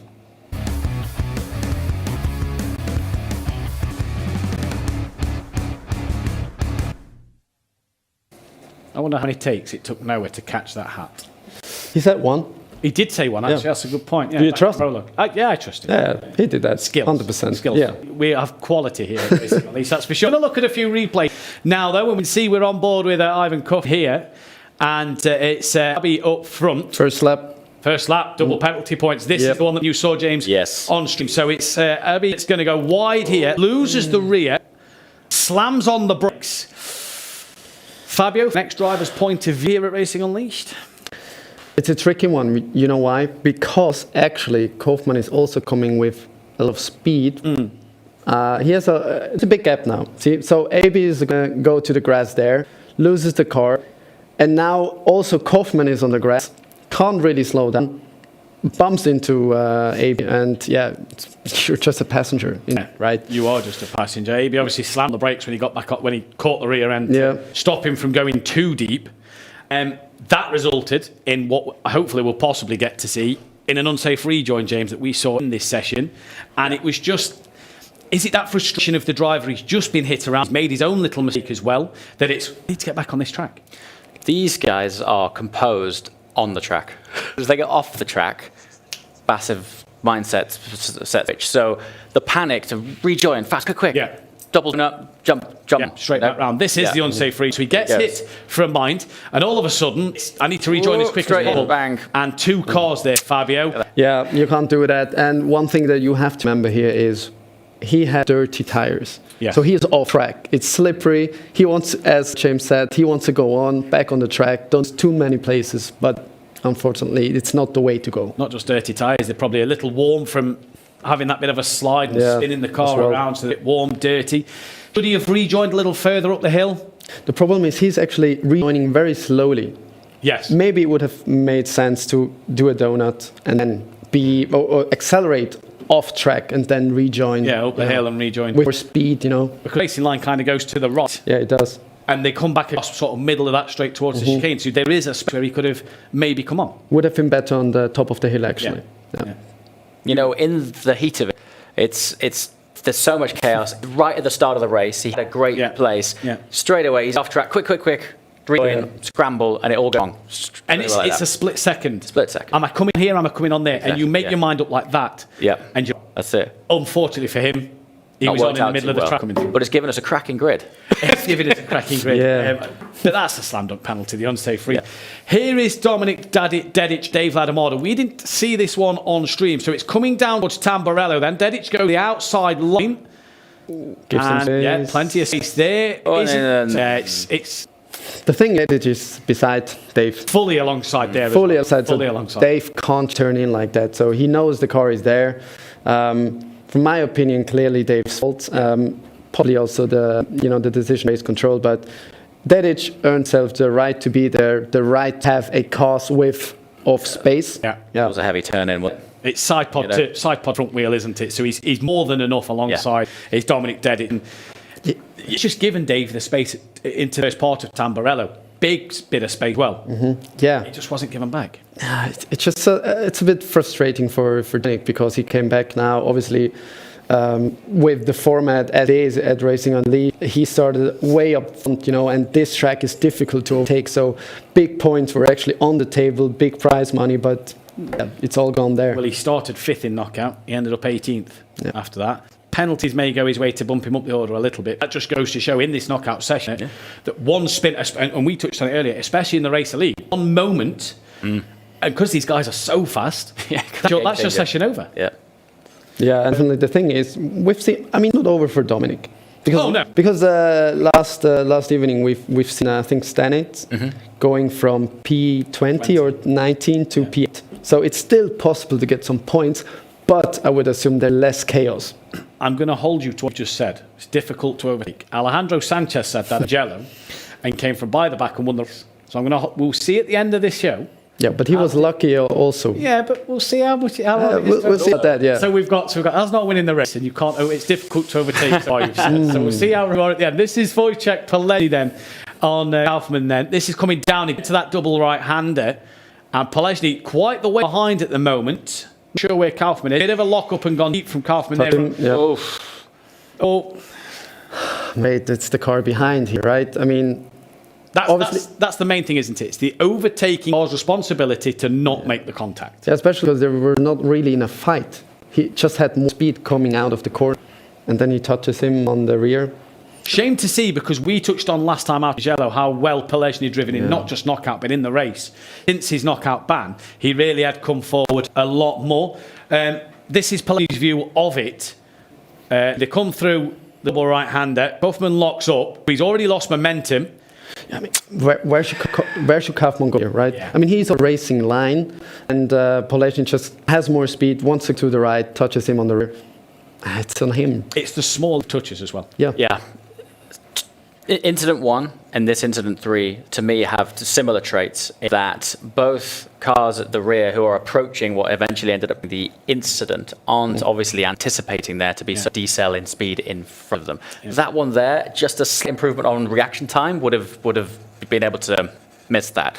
The decel on incident 1, it was just too much of a decel while you're committed to that line. I think as well the biggest thing is, you say, just that split more second on the reaction time. Is this the difference in your Alejandro Sanchez at the front of the pack and your Pilecki's in the middle of the pack? They would maybe had that split second to go, right, avoid, gone. Here is Loris Stretter. Yeah, that thing you didn't see. He flew away here, right, to the right, so he's a grass, and now something else. Yeah. Okay. Yeah. We made on the stream. Yeah, I missed it on the stream. Yeah. He was on the stream. You were just in time, so no worries about it. So where's this? Is this coming out the head? Yeah, it's going up to Piratella. Let's see that. Glad you said that. I just remembered. This is up to the left-hander, and room given, little bit of contact. Side, but I think too major in that first. Was on deer? Yes. Yeah. And then the second bit of contact is a different. Yeah, the thing is, I wonder if we can get that from a. From the point of view. And see if we can see that coming straight down, because James used first car understeers into Mistretta. Very small minor contact that wouldn't have done anything.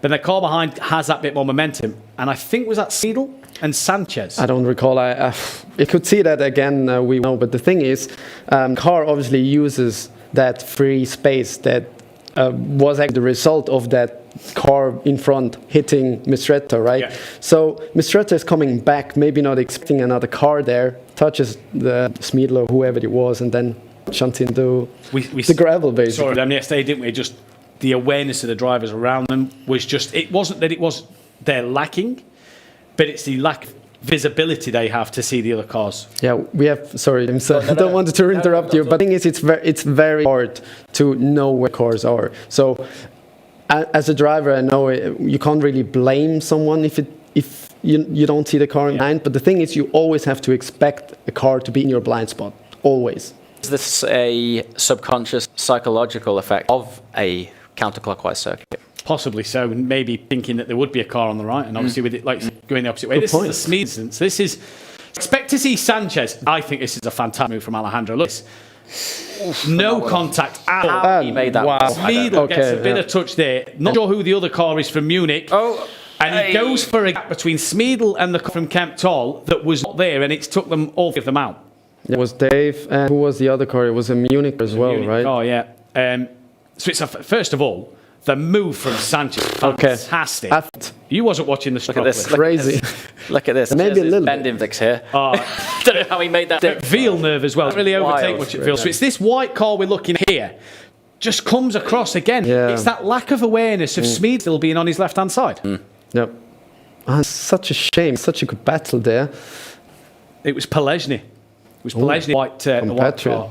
So, yeah, check as well. So they will have a talk and then it's gone. It's all good. I know that. They're friends, so but they're not too far away actually. So race still on. Could be. Oh, race wins. It's Smeedle. Yeah. When do you ever doubt Smeedle and get in the race? I never doubt him. Do you? No. Okay, good. Munich need a win this season, don't they? I mean, Angelo is P2, right? So. Well, P2, 3. Yeah. He has good speed as well. Yeah. We'll see what happens. But there, James, again, just a lack of awareness from Pelesny, just coming across to pass Ladamada, but Smeedle's still there. Yeah, it's kind of it's easy for us to sit here and go no, whatever, but it's the kind of ABC of racecraft is be aware of your surroundings. Yeah. I think the reason that it is highlighted on track info that it is a counterclockwise circuit is because it does have an effect on things. So far, these have only raced clockwise. Yeah. Where that's impacting things, I don't know. My opinion should still be at this league, you should be proficient regardless of which way it goes, but perhaps everyone's just settling in. We are just being told in our ear now that Kevin Abbey then has a 4-place grid penalty. David Ladamada a 2-place grid penalty, as a 2-place grid penalty as well for Wojciech Pelesny. So penalties now started to come in from race control, and that one there, can we repeat that one in my ear? Apologies, didn't hear that one. Same Alejandro Sanchez 2-place grid penalty. Oh, championship leader. When did that happen? Well, that's the interesting one, because Ciro Zambra, 2-place grid penalty. They're all coming through now. They come through thick and fast. What a shuffle. Yeah. Ciro Zambra, Alejandro, 2-place for Alejandro. So what place would that put Alejandro? So at the moment, he crossed the line, P6. So it would be P8, depending on other position changes Quite a going shuffle. on. That would put him in front of Smeedle exactly, or is Smeedle now in front? Smeedle will cross the line 8th, so Smeedle will be in front of Sanchez. Ooh. Good fight on. Wojciech Pelesny, right, we've just been told, there's news this one. Did you hear that? Wojciech Pelesny, 4 and 2. So that is 8 places in total for Wojciech Pelesny. He will miss the next race. That will be locked in. Wow. No, it's 20 points, right? 20 penalty points now. So if he needs to have a clean race, -3 is 17. 17. And because he already had a cup They're not ban, done yet, I imagine. yeah, let's see what's going to happen. But if he has another 20 He penalty needs points, a clean race. Then. he has a weekend ban, yeah. So if Pelesny doesn't have that clean race, he'll be... right, this is Alejandro Sanchez and Ciro Zambra. I believe this is what Alejandro has the 2 penalty points for. So he pulls to the outside of Ciro, coming towards Tamburello. That's my contact there. All cleanly through the... Okay, interesting. Now, compare that to last night with Yannick Pletcher and Nico Farland, Fabio, where they did the same thing, didn't make contact. Nico just went a little wide himself. Yep. Where do we draw the line between racing incident and, misjudged craft? The thing is, so tight. I think I'm with that you was on that one. so tight. Yeah, it was very tight. The thing is, I think it's the end result of the car that's actually being knocked out in the end, right? The way that Zero's car is moving to the left, it seems that there was a really hard hit, right? But Zero was just taking his line, and maybe Alejandro was a bit too fast on the exit of the track, maybe not leaving that space. Yeah. Can we just re-see that? Because I'd like to just see Zero's line where the car is pointing. Looks a little strange coming into the right hand. And I just want to look back at that again. Is that what has maybe put him a little wide? Yeah, contact's forced him wide, but I wonder if that's what's put a little wide. There is Zero in Nick, and I believe... That's his reaction. Yeah. Maybe he's not happy at all, or he's happy there. Well, he's got a good penalty himself, so we'll have to see what he thinks. He's got 2 places. Yannick Pletcher. Give him some tips, Yannick, on how to get the podium. That's what you need to be doing. Driver coach, I think, there. But it's great to still the sofas out and still such a good crowd in at Kemptol. Obviously, family and friends of all the drivers and colleagues at Racing Unleashed. Holstein's tripping up David Ladamada before they've even got in there. Yeah, see, that's tight. Wipe your rival out before they're in the injury. So please don't. Please. No, they don't. No, they don't. They don't do that. See, they're all smiling, behaving, good mates, sharing tips, all good. Yeah. After that session, I think they're all giving each other the wrong tips. Yeah. Well, it wasn't the session for Kemptol, really. No driver within that top 5. It was all Munich and Madrid that set the qualifying screens alight in terms of where they are in their grid positions. Does that to us say that Kemptol have the control over Challenger League, but in the Racer League it is more even spread? Yeah, it seems there are also more drivers in Munich than in the Challenger League, right? The lounge is almost full, and Madrid is always full, so that maybe helps a little. But obviously, top quality drivers in Munich here in Madrid. Kemptol, we had Dedic for 2 races. Obviously, he had this incident. It's a bit of a shame, but nevertheless, don't get Kemptol out. Now, James, we were saying about a fan in these cockpits. You don't really feel it. Yes. Just want to point your attention here. 1, look at these 2 fans on top of the screens. I've never been given one like this before. We've got that's cool. The drivers now. They're feeling the heat. They've got fans on top of their screens blowing down to them. Honestly, you need it. Once you're in there, it gets. There's actually a fan integrated in the sim. Not that you feel. It's pretty back though, isn't it? Yeah, I mean that. Come on, they live Spain in the summer months. In the summer months, this is needed. Yeah, especially in Madrid. Definitely, and obviously there's a lot of heat coming from the simulators, and also it's summer, Kemptol's right? So Kemptol's got a big fan. Yeah. All the fans have come to watch racing today, not just spectators. He's here all week. Oh yeah, don't go anywhere. They're all here. It's not really state of the art, that one, compared to the sim, but well, drivers will take it. It's brilliant to see. We've got these state of the art sims, brilliant screens and everything, and we've just chucked an absolute massive Costco fan on. Yeah, just pop to the supermarket. There's your fan. Deal with it. Nothing high tech. Yeah, but. That was rush hour for the time being. We're going into as we get ready to go racing. This is Racing Unleashed Beyond the Pinnacle. And it is green and go. It's a good start from Rock already. They make contact. Absolute flying. He's a man on mission at the moment.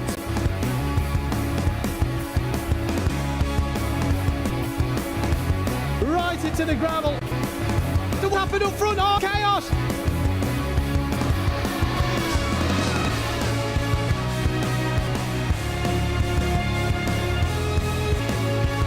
Can't overtake, he said.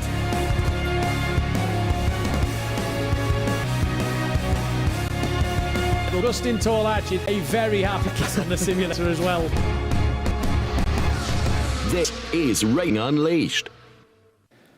And welcome back then, as we're on our virtual grid here in our virtual studio, about to talk to drivers who are all climbing into their cockpits as we see Kevin Abey there then get into his, ready for the race as the Imola race will be coming up. Race 4 of this Racer League. We approach the halfway mark of the season. It's a big, big day. Certain drivers. Our championship leader has now been given a penalty and will be demoted 2 grid places. So he's got work to do as he'll be starting behind his rival Smeedle in this one. The grid got bunched up. It all got congested as well in the knockout session. Are we expecting him more in the race?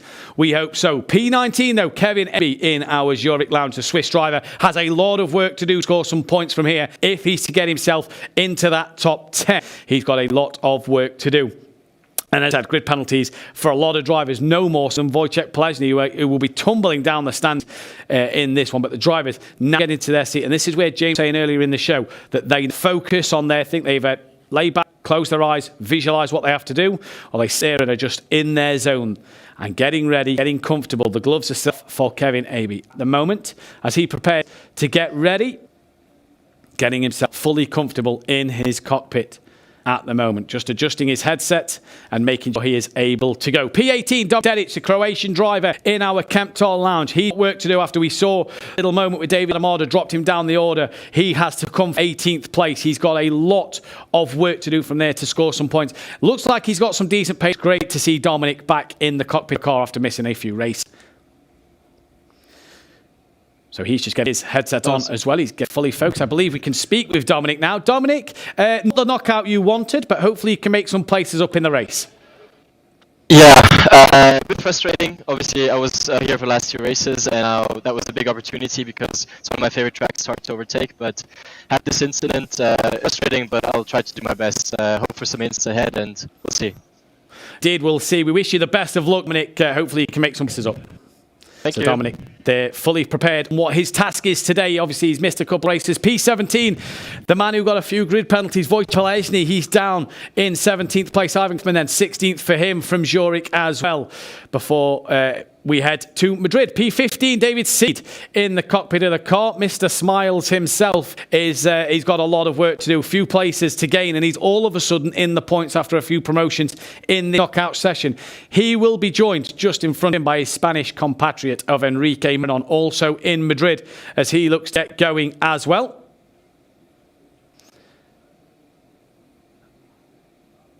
And then we line up in P13 in a few moments' time.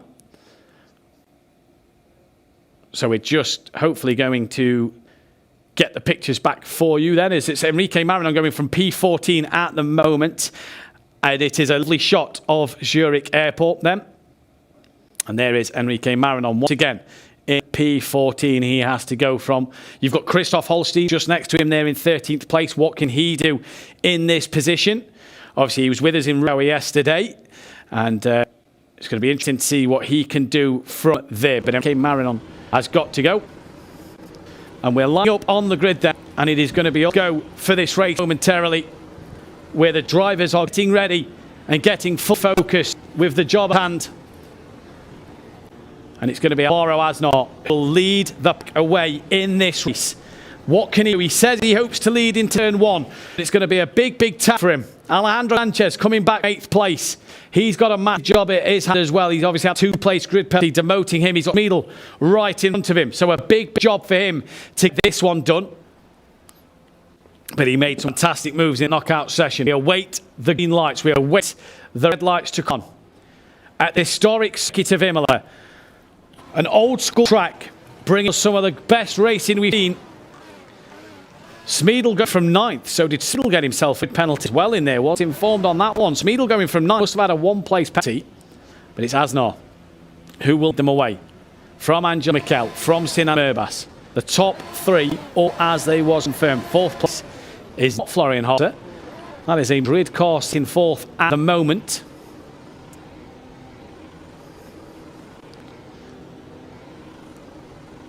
So then Alvaro Aznar is going to be the man on pole position here, and he's getting himself ready as the lights come on now.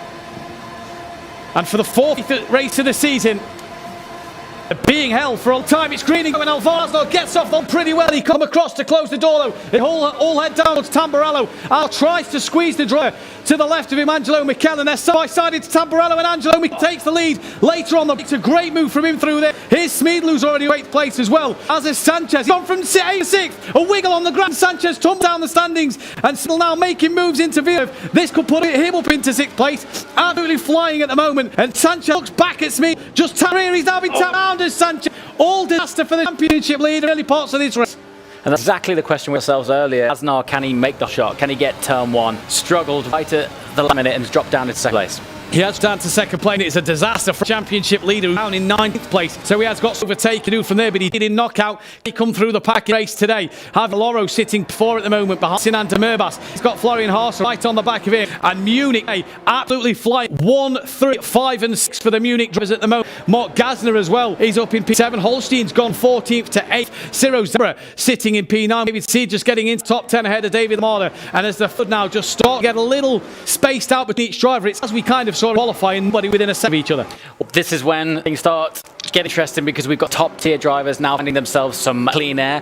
More in the race we've got to pass. So there are some longer straights on the Imola circuit. It'll definitely be playing to people's strategies very soon, but it's early on.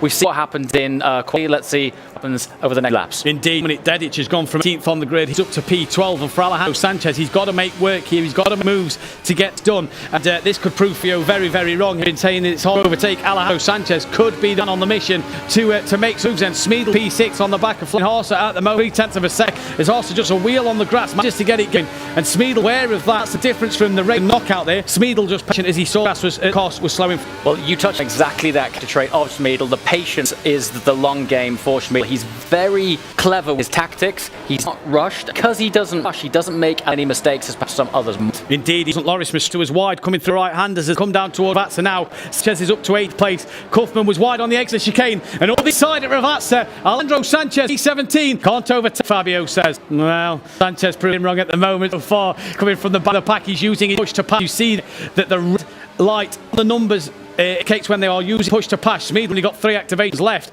A few drivers still with 8. Smeedle ahead. Loro, he's now up into P4. Look at this. I mean, really working his way through the pack. This is the racecraft we were talking about. Incredible performance last season. Even still, trying to get to grips with this car. You can see his natural talent. He's starting to work his way up grid. And go to Michele, place 1. Look what happened. You get these top tier drivers in some clean air. They run their own. They're running their own race. 1.3 second of Aznar at the moment, who said that Michele had good pace in the interview we did with him earlier. He just doesn't have an answer for Michele at the moment. Small now on the back of the other Munich driver, Sinan de Murbas, promoted from Challenger League to Race League. So it's great to see him running currently close to the front. Florian Haase here, 6th on the back of Loro P5.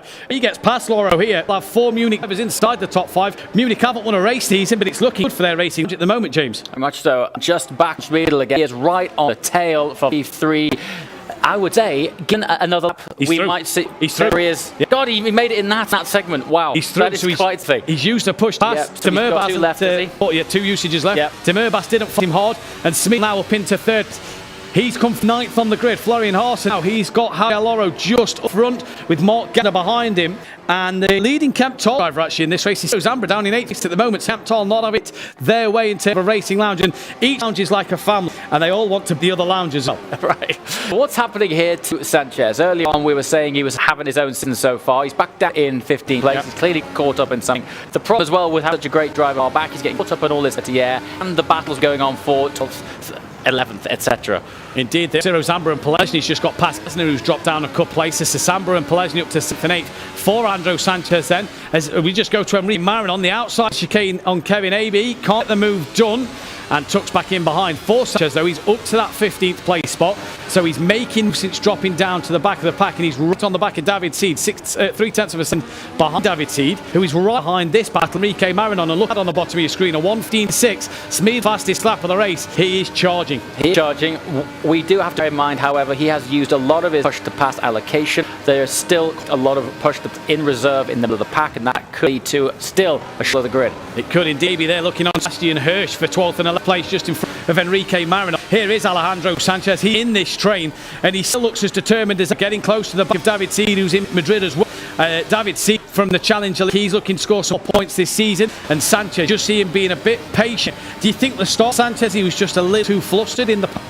You know, when you have this pressure, which hasn't felt so hard this season, it's gone his way so far. As soon as you get out of your comfort zone and in the unknown of, let's face it, not winning, all of a sudden you start questioning yourself. Is it the car? Is it the track? Circumstances? Let's see, but whatever it is, he's not where he's used to being. He's not where he's used to being, and it's like being comfortable in the cockpit. Just some things you start losing length here and there. You start making the little mistakes. We're on board Enrique Marin as Sanchez got past David Seed. David Seed is tumbling down the standings here. So he made a mistake. Was there contact with Sanchez? Not too sure. Hershey's past David Lamada then, who now gets himself to the top 10 in points. There is David, but still a long train of cars. And looking the knockout session, Sanchez finds himself in this queue, and he's just waiting to get past. Yeah, one of the things which I think is valuable learning for everyone here, taking it through from the knockout qualifying, is they've seen the pinch point on the track, they've seen area things go wrong, they're all learning from that, and there is inherently a little bit more between these cars now.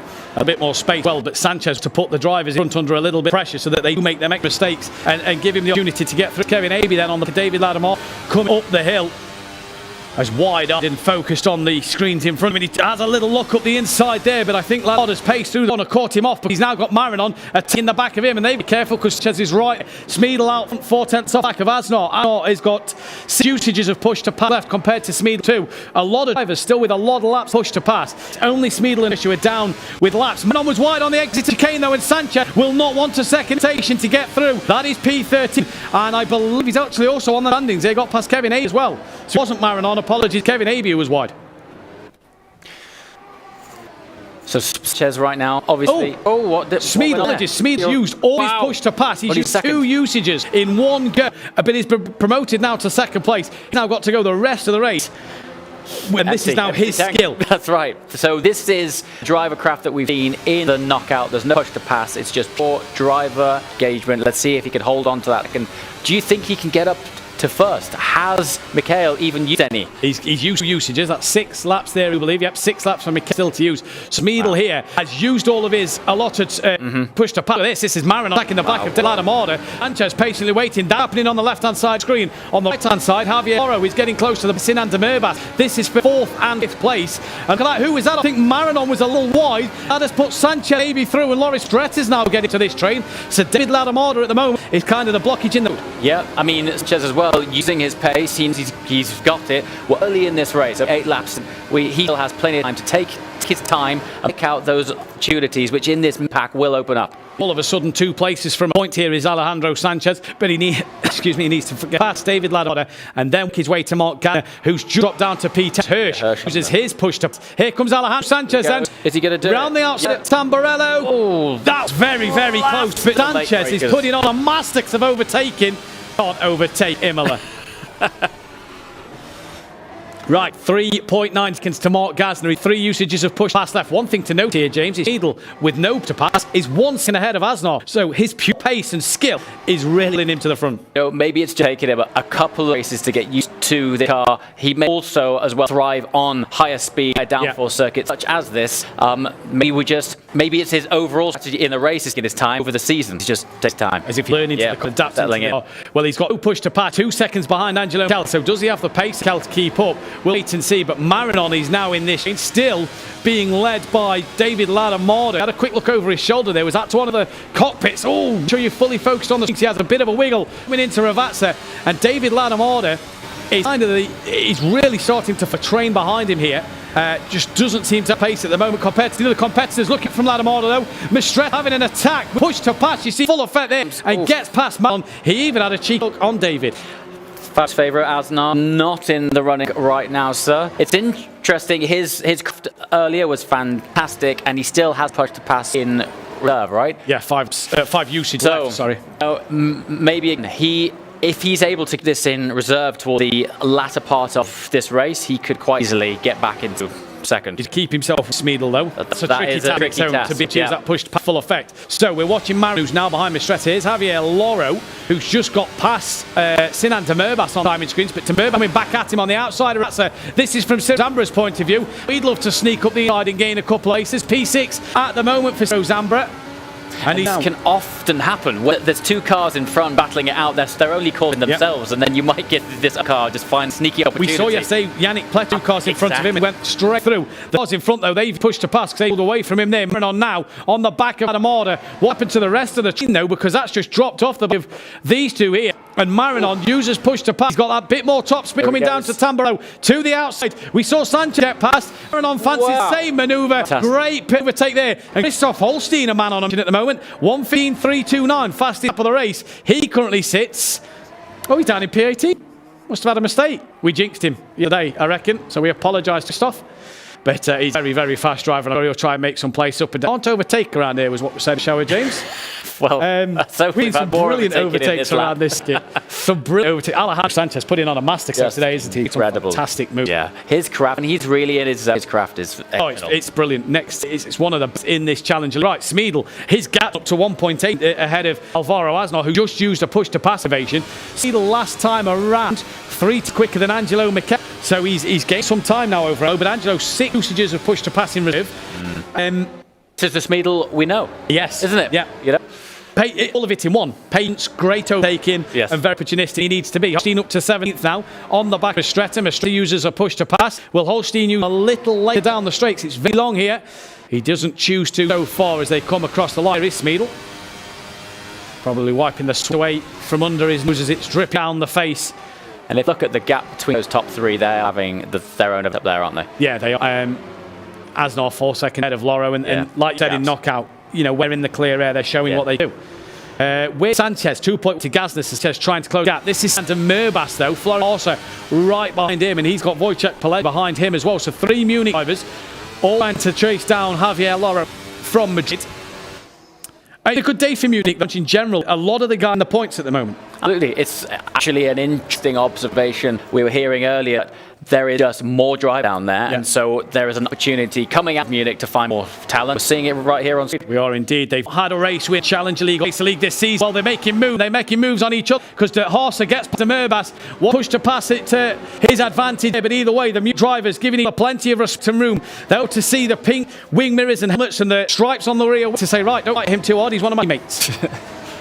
Through Villeneuve, down to a hairpin, lap 12.23, 11 laps still in this to go, and it's only Hirsch and Smeedle who used all push to pass. And Smeedle's gap for Asnar now is 2.4.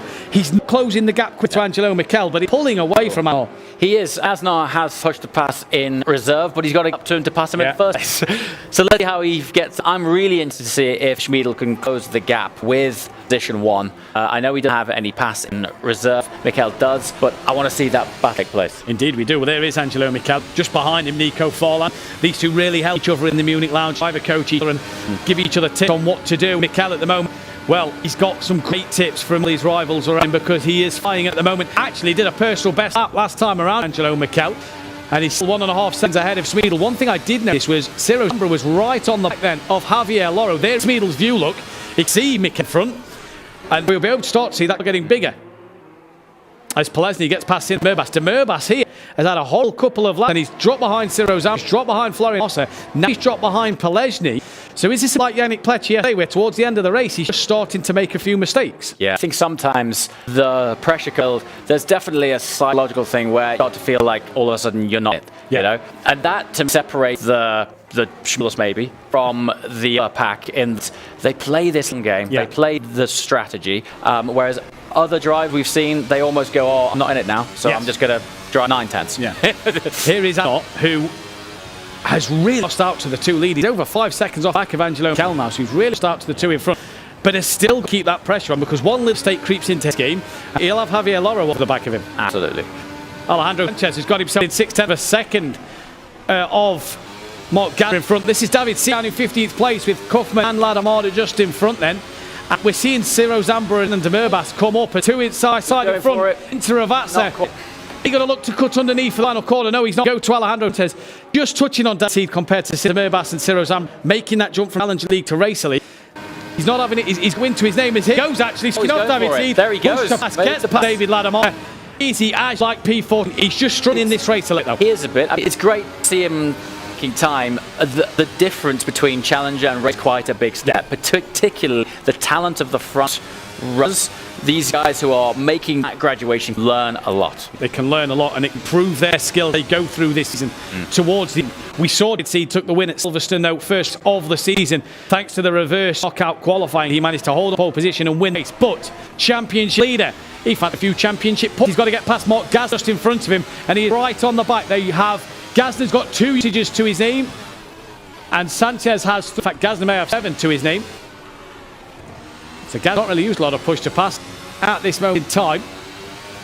And Sanchez, he used one now, and you see the closing speed of the from Madrid. He pulls to the left. He's done for the start line. Alejandro Sanchez is in the point. That's 7 usages of to pass left. Should he have maybe used it to defend?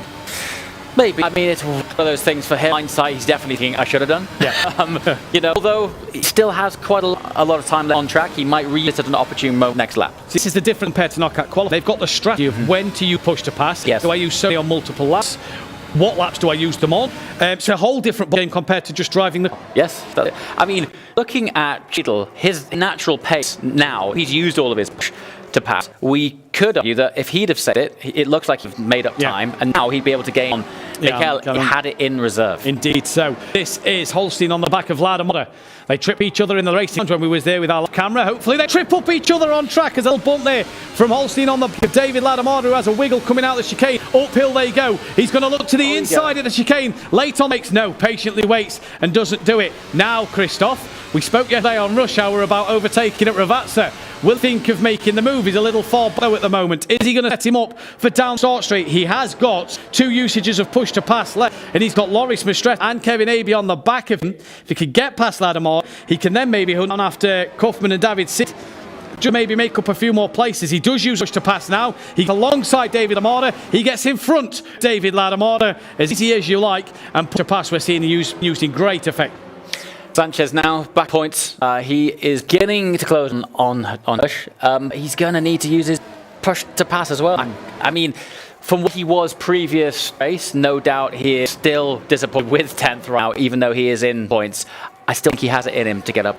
It's that limitation for Sanchez today, isn't it? Score as many points as he possibly can in this race. Here is Sebastian Hirsch. He's got no push pass left like Smeedle, and he's looking on de Murbas, whose pace has just fell away from him in this race. He went so well. A pace towards the end has just gone away. We're on to lap 17 now. Mikel, 1.6 second gap over Smeedle. Used to push to pass on the last lap.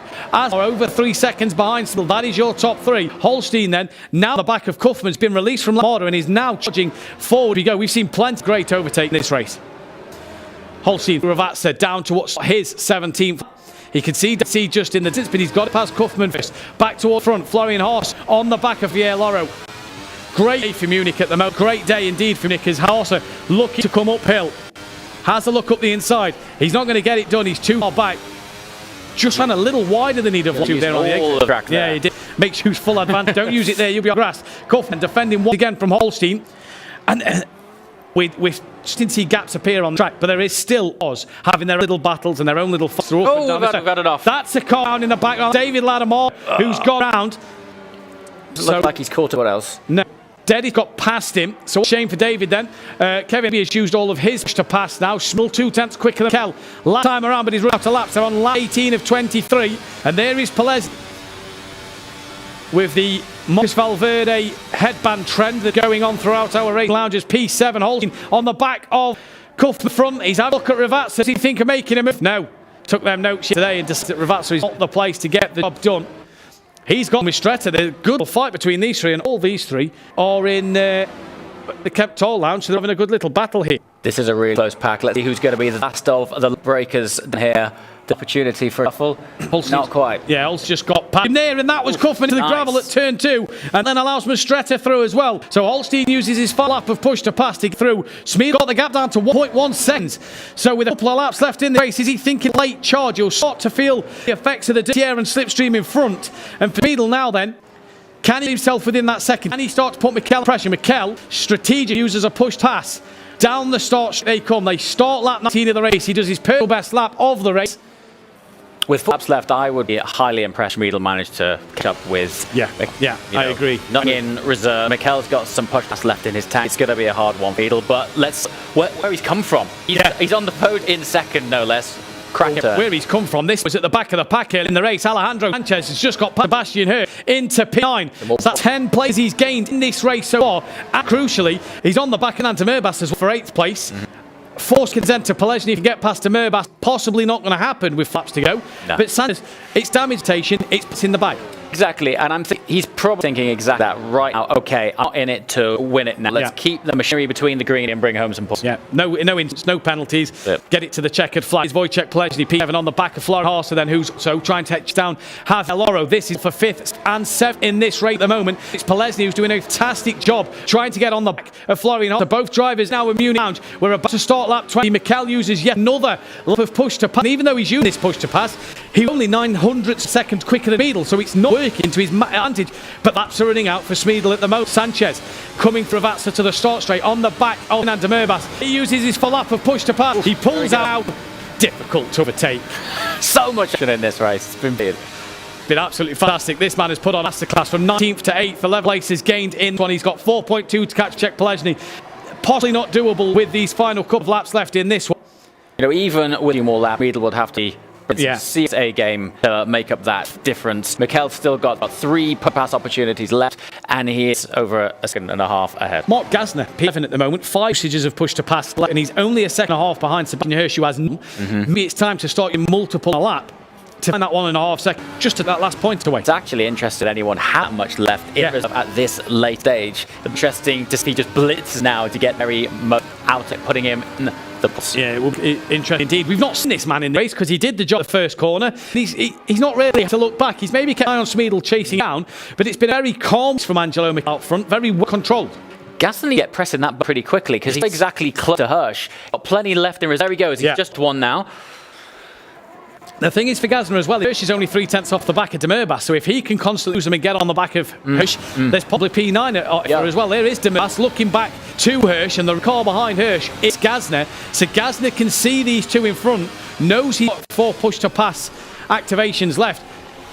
He's used 1 lap. He's got 2 laps this race left, I do, but he's got to use 2. This is his only opportunity to get in the points. Yes. He needs on the button. He's got to be on the button. Multiple uses each lap here for Mark Gasner. He's within 7 of a second now. He's in that striking range of Sebastian Hirsch. Hirsch to attack Sinan Tabast.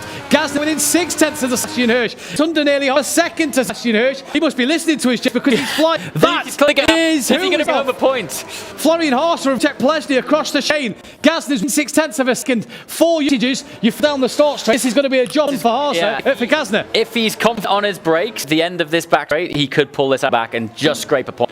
It's a shame we're running out of laps because Ciro Ambra's within 2.8 seconds. Gasner, only 2 laps left to go. Here is Mark Gasner. We're on board him now. He used a push to pass. 3 left. Does he use another one? That's the question. He comes to start straight. You see top speed gain here. He's going to pull to the outside. He's got it. He's up in points. He looks to the outside. Tamburello. He gets it done before Tamburello. Well, now, can he get that P9 from Sinan Tabas?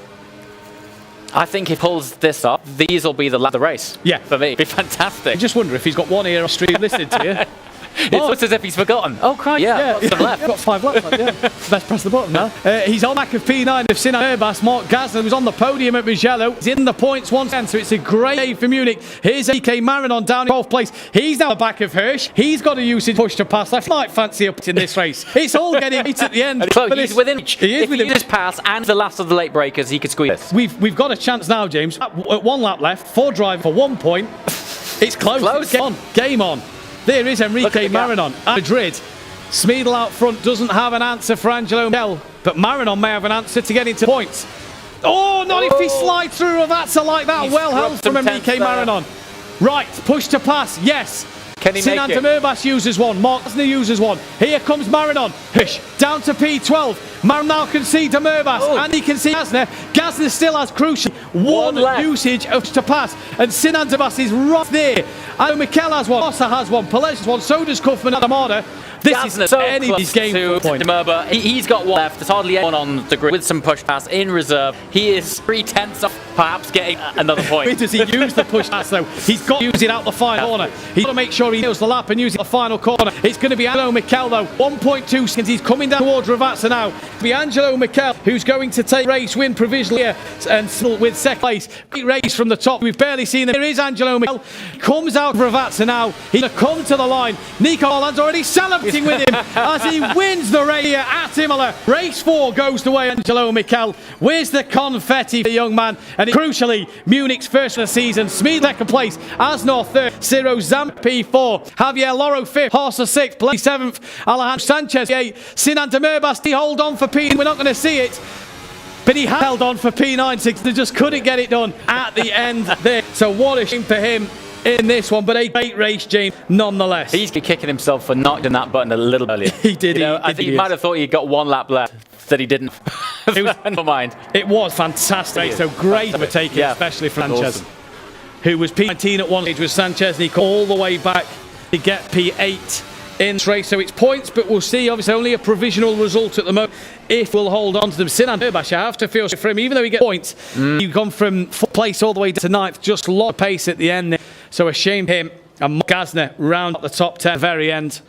But you know, it wasn't Sanchez's day. He is into points, but you're right, for him, damage limitation. Just wanted to come home with some points. There's the confetti all over Alejandro Mikel's hair, all over. I feel sorry for the guy who had to clean that up all weekend. But this is race. It is. And it doesn't always go your for Sanchez. You're going to have bad days. Yes. Points for Sanchez, probably nonetheless. Alejandro Mikel very, very happy. I don't think he can quite believe he's just won that race. Look at them images there. It just shows any of these drivers, top 5, get them in some clean air and show what they're all capable of. And you're seeing the emotion from Angelo Mikel here, who, and you've touched on today multiple times, all smiles before you get in the seat. The minute you're in the seat, you focus on what you're doing, and it's just you're seeing the emotion from him. Yeah. You know, absolutely. The race can be let go, and you know you're free to enjoy yourself. Nico Forland there. Next to him, obviously, help each other out. He's got more confetti here, so he's had to wash a load out from yesterday, and he's got more in it. But what a race. It was fantastic. It was just awesome. I think something else to remember, these guys are racing for real money. Yeah. You know, so while they're in it for the pride and craft of winning and achieving, there's money on the line here. There's money on the line here. It's points, just points and prizes for the end of the season championship. There's money on the line to be won. So massive, massive work to do. Ciro Zambra, he'd be very happy with that. Provisional qualifying had him down in 11th place. He's come back for a P4, and it all thumbs up in Kemptol today. It's not quite the party atmosphere they was wanted. It's thumbs up nonetheless. Fabio, welcome back. Thank you. Can't overtake. I mean, I said it was difficult, but didn't say it was impossible. But that's exactly what we wanted to achieve with Push to Pass. Right? Make it more strategical for the drivers, and obviously enable them to overtake on tracks that naturally just difficult. And Masno was leaving me and James on the other seats if we had them. 5 laps at the end, and he managed to nick a point with his Push to Pass. Yeah. In the beginning, I was actually thinking, why is he not using it? Maybe that was his plan. Use it at the end and then maybe get some He was thinking that as well on the final lap. Yeah. Like, oh, I've got 5 left. You know, sometimes you forget about it, actually. Sometimes you forget about it, because a lot of drivers times, you're just in the zone, in the tunnel, and then suddenly, you know, guys are flying past you and they're like, oh damn, I have a Push to Pass. So you've tested this car, you've got this car with the Push to Pass. How clear is it on their screen to see how much they have left? It's basically in the middle screen on the top left where you see the KPH. Well. Good sign. I mean, it's white, the figure 8 for Imola at the moment, so it's in their vision. So I maybe think one problem we see drivers not using push passes, they are that focused race that's going off in front of them. They just sometimes get to use it. He used it well though. It got himself a point. Nearly got himself 2 points. Smeedle used it very well early on, and we've seen this from Smeedle this season, Fabio. He seems to use it early in the race and at the end. And today it's worked for him. He's on the podium. Not only is that Munich first win of the season, Challenger League, Racer League, it's a 1-2 for Munich. I mean, I'm so happy for them because you were rubbing it in actually yesterday and all the streams before. But fed the fire, you know, and they've delivered today. Yes, I know. But as you read it, so it came a bit. It comes as no surprise that Smith's using the push to pass very early on. He's always the first to actually run out of That's his game plan, isn't it? That seems to be his tactic every week. Yeah, at the moment it seems. Through. The Lucky Madrid simulator, the green sim, it's on the podium. It's not the winning tip, but it's on the podium, so it continues up a good bit of form for that green sim. So I tell you what, I'd be fighting for that for the Zurich Airport. I'm having one this week. My turn.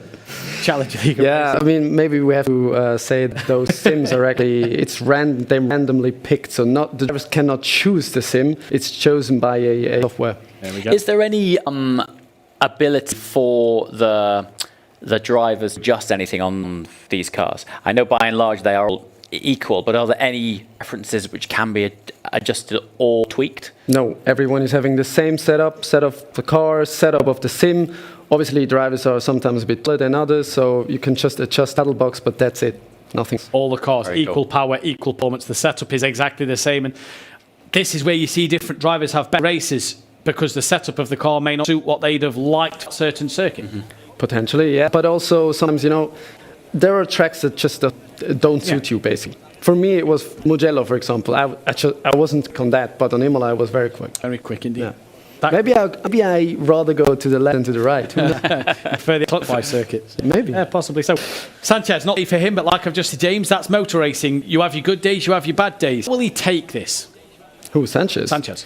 He was actually up there, right? So he was already past Smeedle, I believe, at that particular corner. Unfortunately for him, it just didn't go according to his plan. There was a bit of a tap from the back, and as you said, so in the end, just focus on the race, try to get some points, and damage limitations. Indeed, it is. Now, them men just behind James there, they've got the tricky task of making sure this race result is correct. James, once again, like qualifying, this one's a little harder now because it's not just points on the line, but it's the prize money on the line as well. There's a lot of analysis. You'll note here there's multiple people to help remove opinion, very data-led, but still the outcomes here, who crosses the line is provisional, and so while we do see celebration, that's ultimately what the podium is for. So we're going to find out shortly what these final results are. As a reminder, P1 is 3,000 Swiss francs, right? Yeah. So no joke. 3.5 to be precise. 3,500 Swiss no francs. joke. Okay. Serious lot of money. But this man, Angelo Michele, provisionally at the moment, 3.5 francs in back pocket and 25 points, I do believe, to his name. Yeah, he actually didn't have the best start to the season. I'm super happy for him that he managed to actually win. I'm not sure if it's his first win at Racing Unleashed. That would explain the pure emotion on his face. Exactly, because he's been at Racing Unleashed from very get-go. So probably 4 or 5 years, and now this is the win for him. Congratulations. That would explain. Remind me, what was Sanchez's point lead going in? 20 points. 20 Holstein, who didn't score a point, so he extends it from him, but the others, who was in fourth. David didn't get a point either, so Smeedle really closes the gap. Second to eighth. That's really closed the gap. This race feat has all of a sudden brought this series much closer, and for the next season, it's just much more tight now. The thing as well is we said the same thing yesterday. The fact that Torlacci and Valverde come back into it, we've all of a sudden gone from having Forland and Pletcher to having 4 cars. Sanchez hasn't had the best day. That's brought Mel and Smeedle right back into this championship fight as well. We go to the halfway race next time out at the end of July. So it's been very crucial for drivers today to now think, I need to get results. Yeah, I will get my popcorn next round, because now it's getting really interesting. I mean, this is what we write. A close championship, a runner-off, just sailing off into the distance with the championship. This is exactly what we want. It is indeed. And more confetti at Munich. You feel sorry, the guy who's had to clean this up. There was plenty thrown out yesterday, more thrown up today. I hope they've got all. I was thoughtful about the servers, because I was thinking all these little are going to go in the cooling fans. It'll be fine. We'll have them hoovered out. Let's, though, talk to our provisional P3 driver. We get a word with Alvaro in a few moments' time then. It is still a provisional result, but it is provisionally Angelo Michele, the race leader. The race winner with Michael Schmid P2 provisionally and Alvaro as P3 provisionally as well. We will bring you the podium 3, the top 3 classification, when we get word of that in a few moments' time. There is the simulator of Alvaro as now. Alvaro, P3, was that the best you could do today? Yeah, I think that this is all that I can do. Angelo had a very good pace today, and we know that Michael's middle is so fast every day, so P3 is a good result for me. It's a good result for yourself, though. It's a podium and it's good points on the championship standing. Yeah, I had to recover a lot of points because I had very bad races in the past, so P3 is, I'm fine with this with this result, yes. Talk us through the race start, because we saw that you got a very equal start with Angelo Michele. He just outbraked you into turn 1. Talk us through it from your point of view. Yeah, I don't know why in this track the first position is on the right. I can defend the end of the corner, so I didn't want any problem with Angelo, and I know that he has most pace than me. And okay, if you are not in the first corner, you will be first in the second. So I want to be clean with him, and it's I think that is fair, the third position for me. We go to the Zurich Airport circuit next time out. What can you do around the Zurich circuit? I didn't race in that track, so I don't know who is the track. I have to learn the track and practice only 2 days for that race, so we'll see.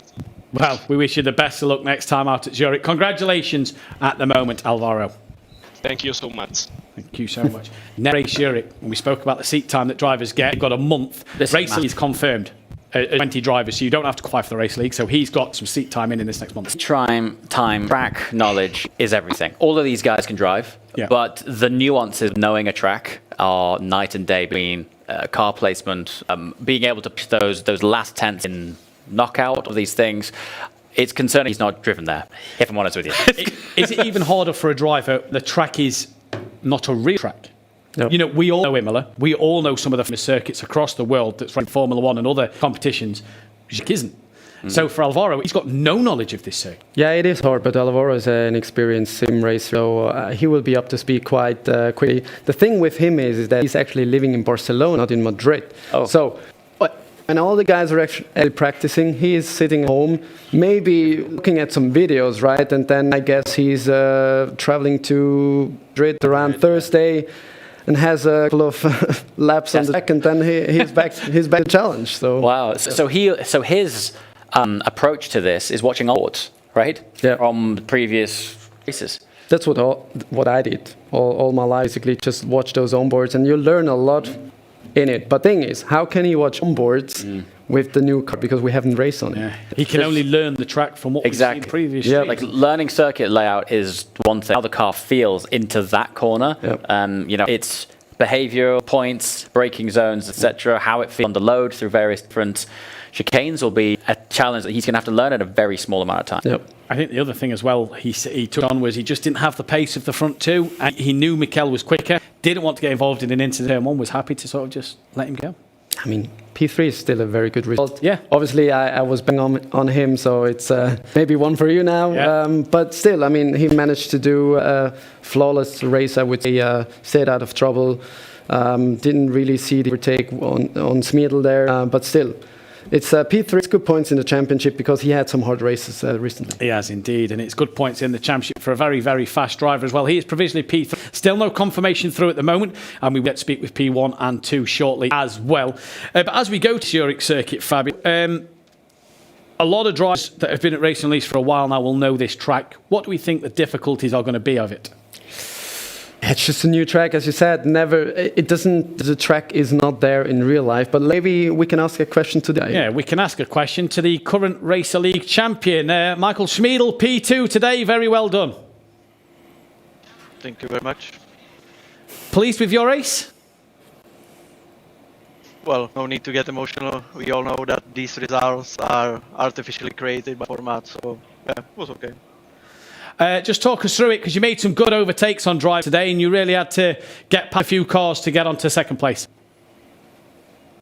Yeah, I just did my work and that was it.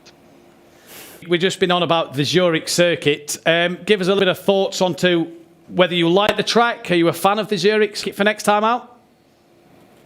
Yeah, it is a good edge. Well, we will get to it, Michael. Best of luck next time out, and well done, a provisional P2 today.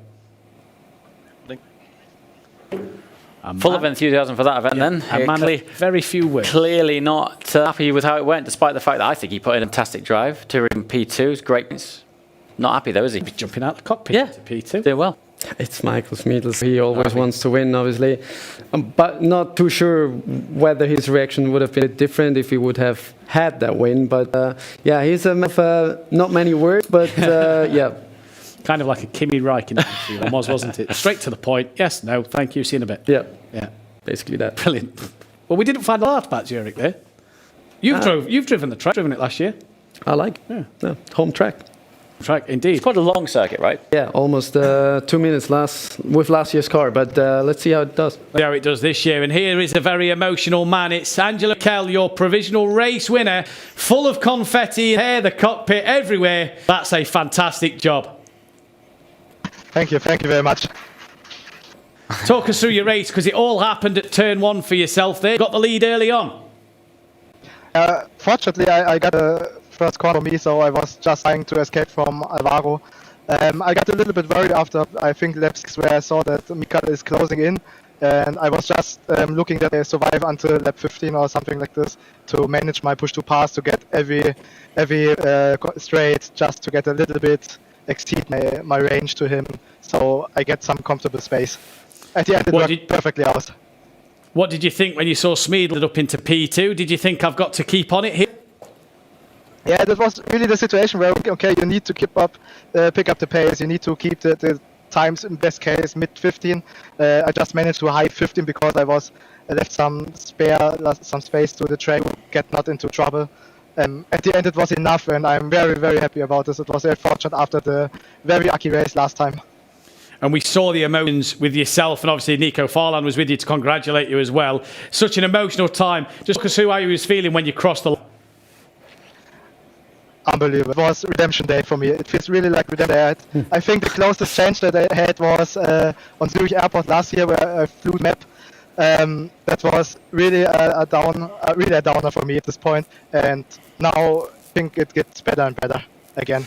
Well, I hope the boys and girls at Munich have more confetti to chuck over you on the podium a little from. But congratulations for the provisional P1, Angelo. Well done.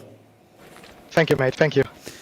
And a very emotional moment there when he crossed the line. But celebrating with Nico Farland, you always see either Ando's in the background when Nico Farland's racing, Nico's in the background when he's racing. And it's great to see drivers working together. Yeah, lovely to see, especially that you see the camaraderie that's actually being created there, Racing Unleashed in the lounges. Obviously, it helps if you don't race in the same series, and maybe don't come together. But in the end, it's racing.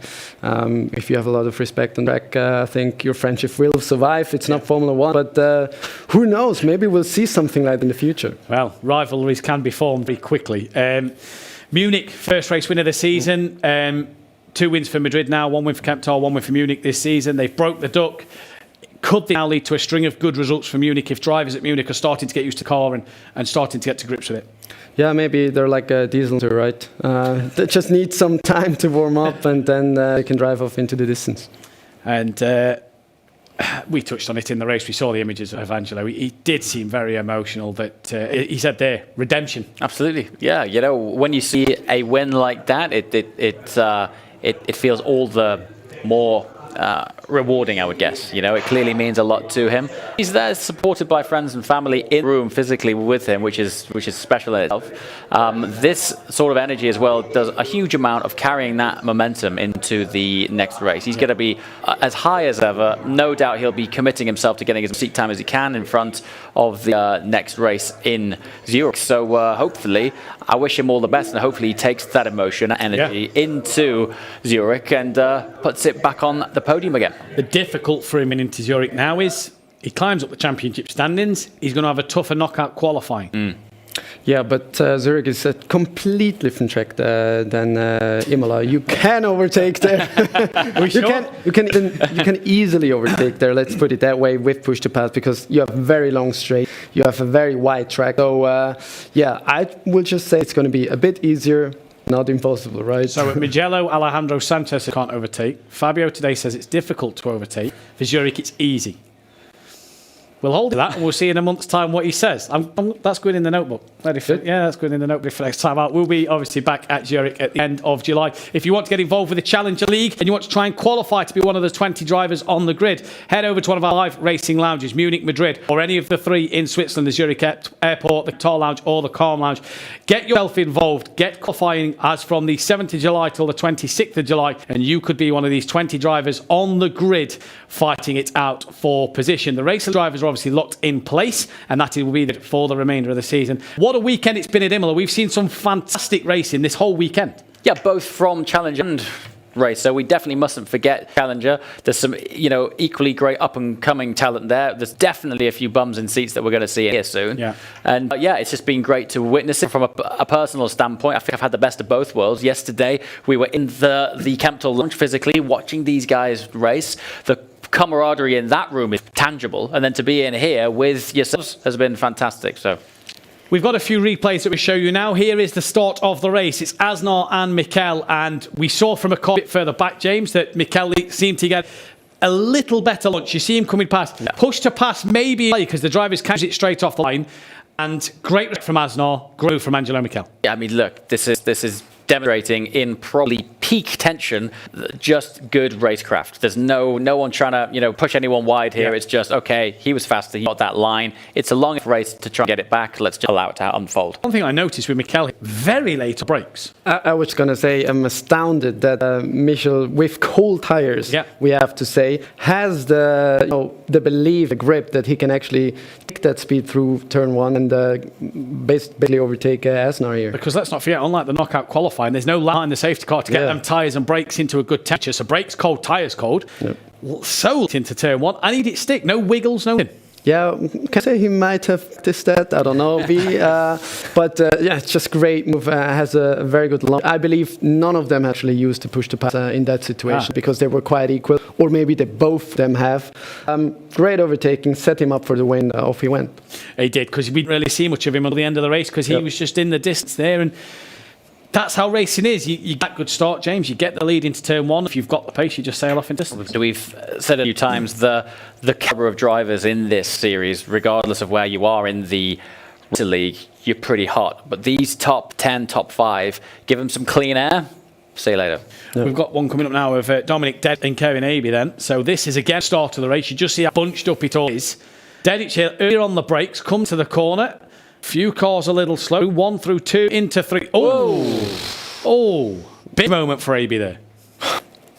I mean, what can you do? I mean, wrong place, wrong time. But luckily, let's put it that way, nothing really major. And as James said, cold tyres. That's the difference. Right? Michel, it's that one. Interesting. Yep. That one. That comes down to the nuance, gill difference, or seat time, just inherent feel of this platform. We've had someone have an oversteer moment in cold tyres, whereas the front runner able to make all stick through a cold corner. Yeah, he was basically just very eager to get on the power, you know, and that was the result. And that's the fine margins. The fine margins at the front of the grid and at the back of the grid. Yeah, definitely.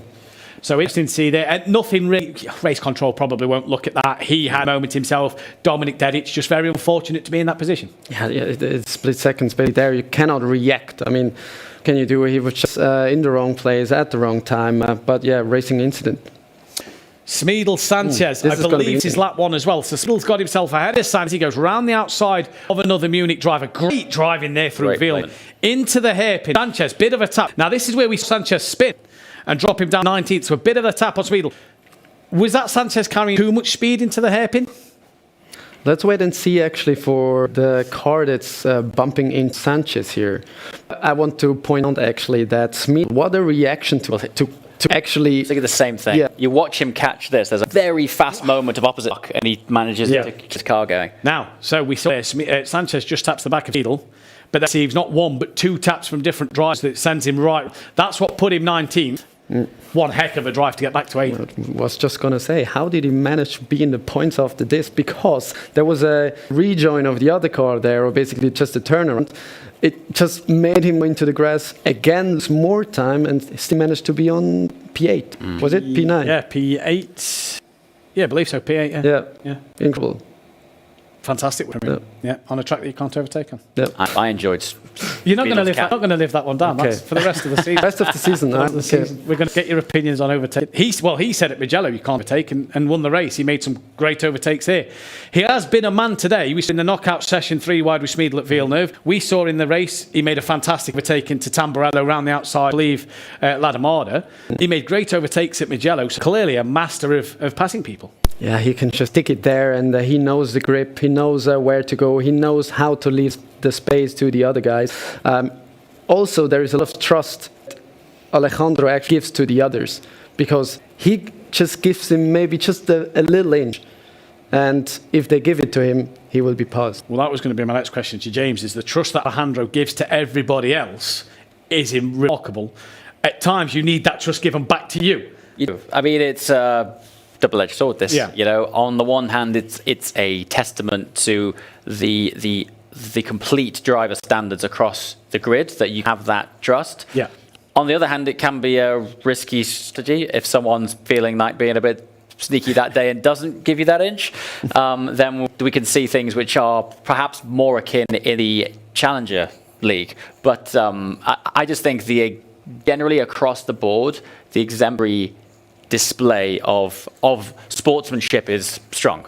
It is indeed. We can now finally confirm that this is your podium. Angelo Michel is your race winner. Michael Smeedle, second place, and Alvaro Asnor in third. So that is final classification, and that is your podium. I'm sure Angelo Michel is going to feel that emotion build up once more now that it's officially confirmed.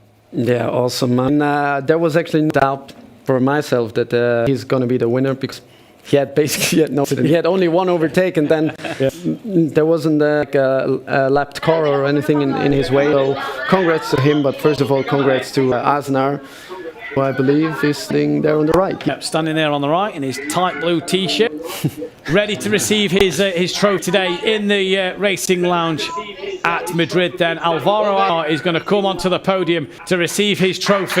A thumbs up, a round of applause, and his trophy to be given to him. No kiss of the sim in Madrid today. I didn't give him the win, so... Well, pole in a third place. Yeah. Not enough, not good enough. There's a lot of things we've got to keep our eyes on this. Yeah, definitely. A lot of things. Madrid very happy. Alvaro Asnor in third place. We get to see Michael Smeedle now step up on the podium for P2. What a day it's going to be in Munich. Smeedle will take his second place and receive his trophy there from our colleagues. Very happy man, I'm sure, to be getting that second place trophy. And we're confetti. Is it on standby as we have a bigger round of applause? And here's Angelo Michel. Oh, the applause was for Smeedle there, actually. I was cheering Michel to get on the podium. Smeedle, he's happy with that. He's got to be happy with that, surely. Can't tell. There's not really a smile. Now here comes Angelo Michel. Okay. Race, there's the confetti. All over him.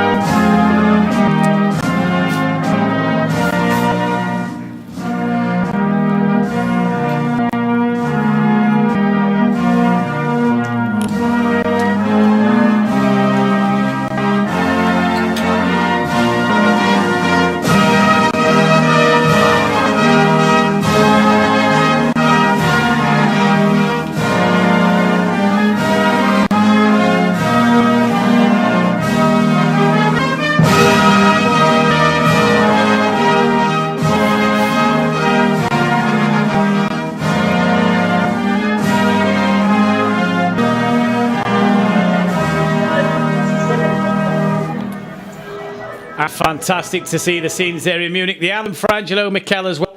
It's a good job there's no English drivers in this league, because that anthem's a little shorter, isn't it?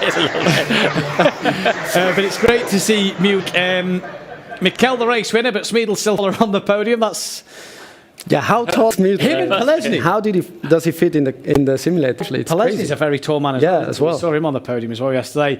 But if you want to, we'll go through it again. If you want to be a part of Racing Unleashed, make sure you cut our social media, Instagram and Twitter, to keep up to date with race results, final classifications, penalty points, and all other information that happens here at Racing Unleashed. If you want to get involved here at Racing Unleashed, please do come to one of our 5 racing lounges, Munich, Madrid, Kemptol, Zurich Airport or Calm, to register on the 17th of July and get yourself a chance to maybe drive in the Challenger League on a Friday evening, or even if you just fancy a bit of fun in one of our simulators, pop down and pay us. Gentlemen, it's been an absolute pleasure to have you with us today. Thank you much for joining us on the programme. That is all we have time for. We will see you at the end of July for the halfway point of the season in Zurich. Goodbye.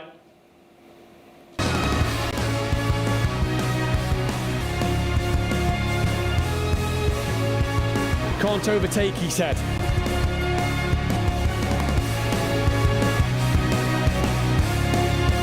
Augustin Torlacin, a very happy man on the simulator as well. This is Racing Unleashed.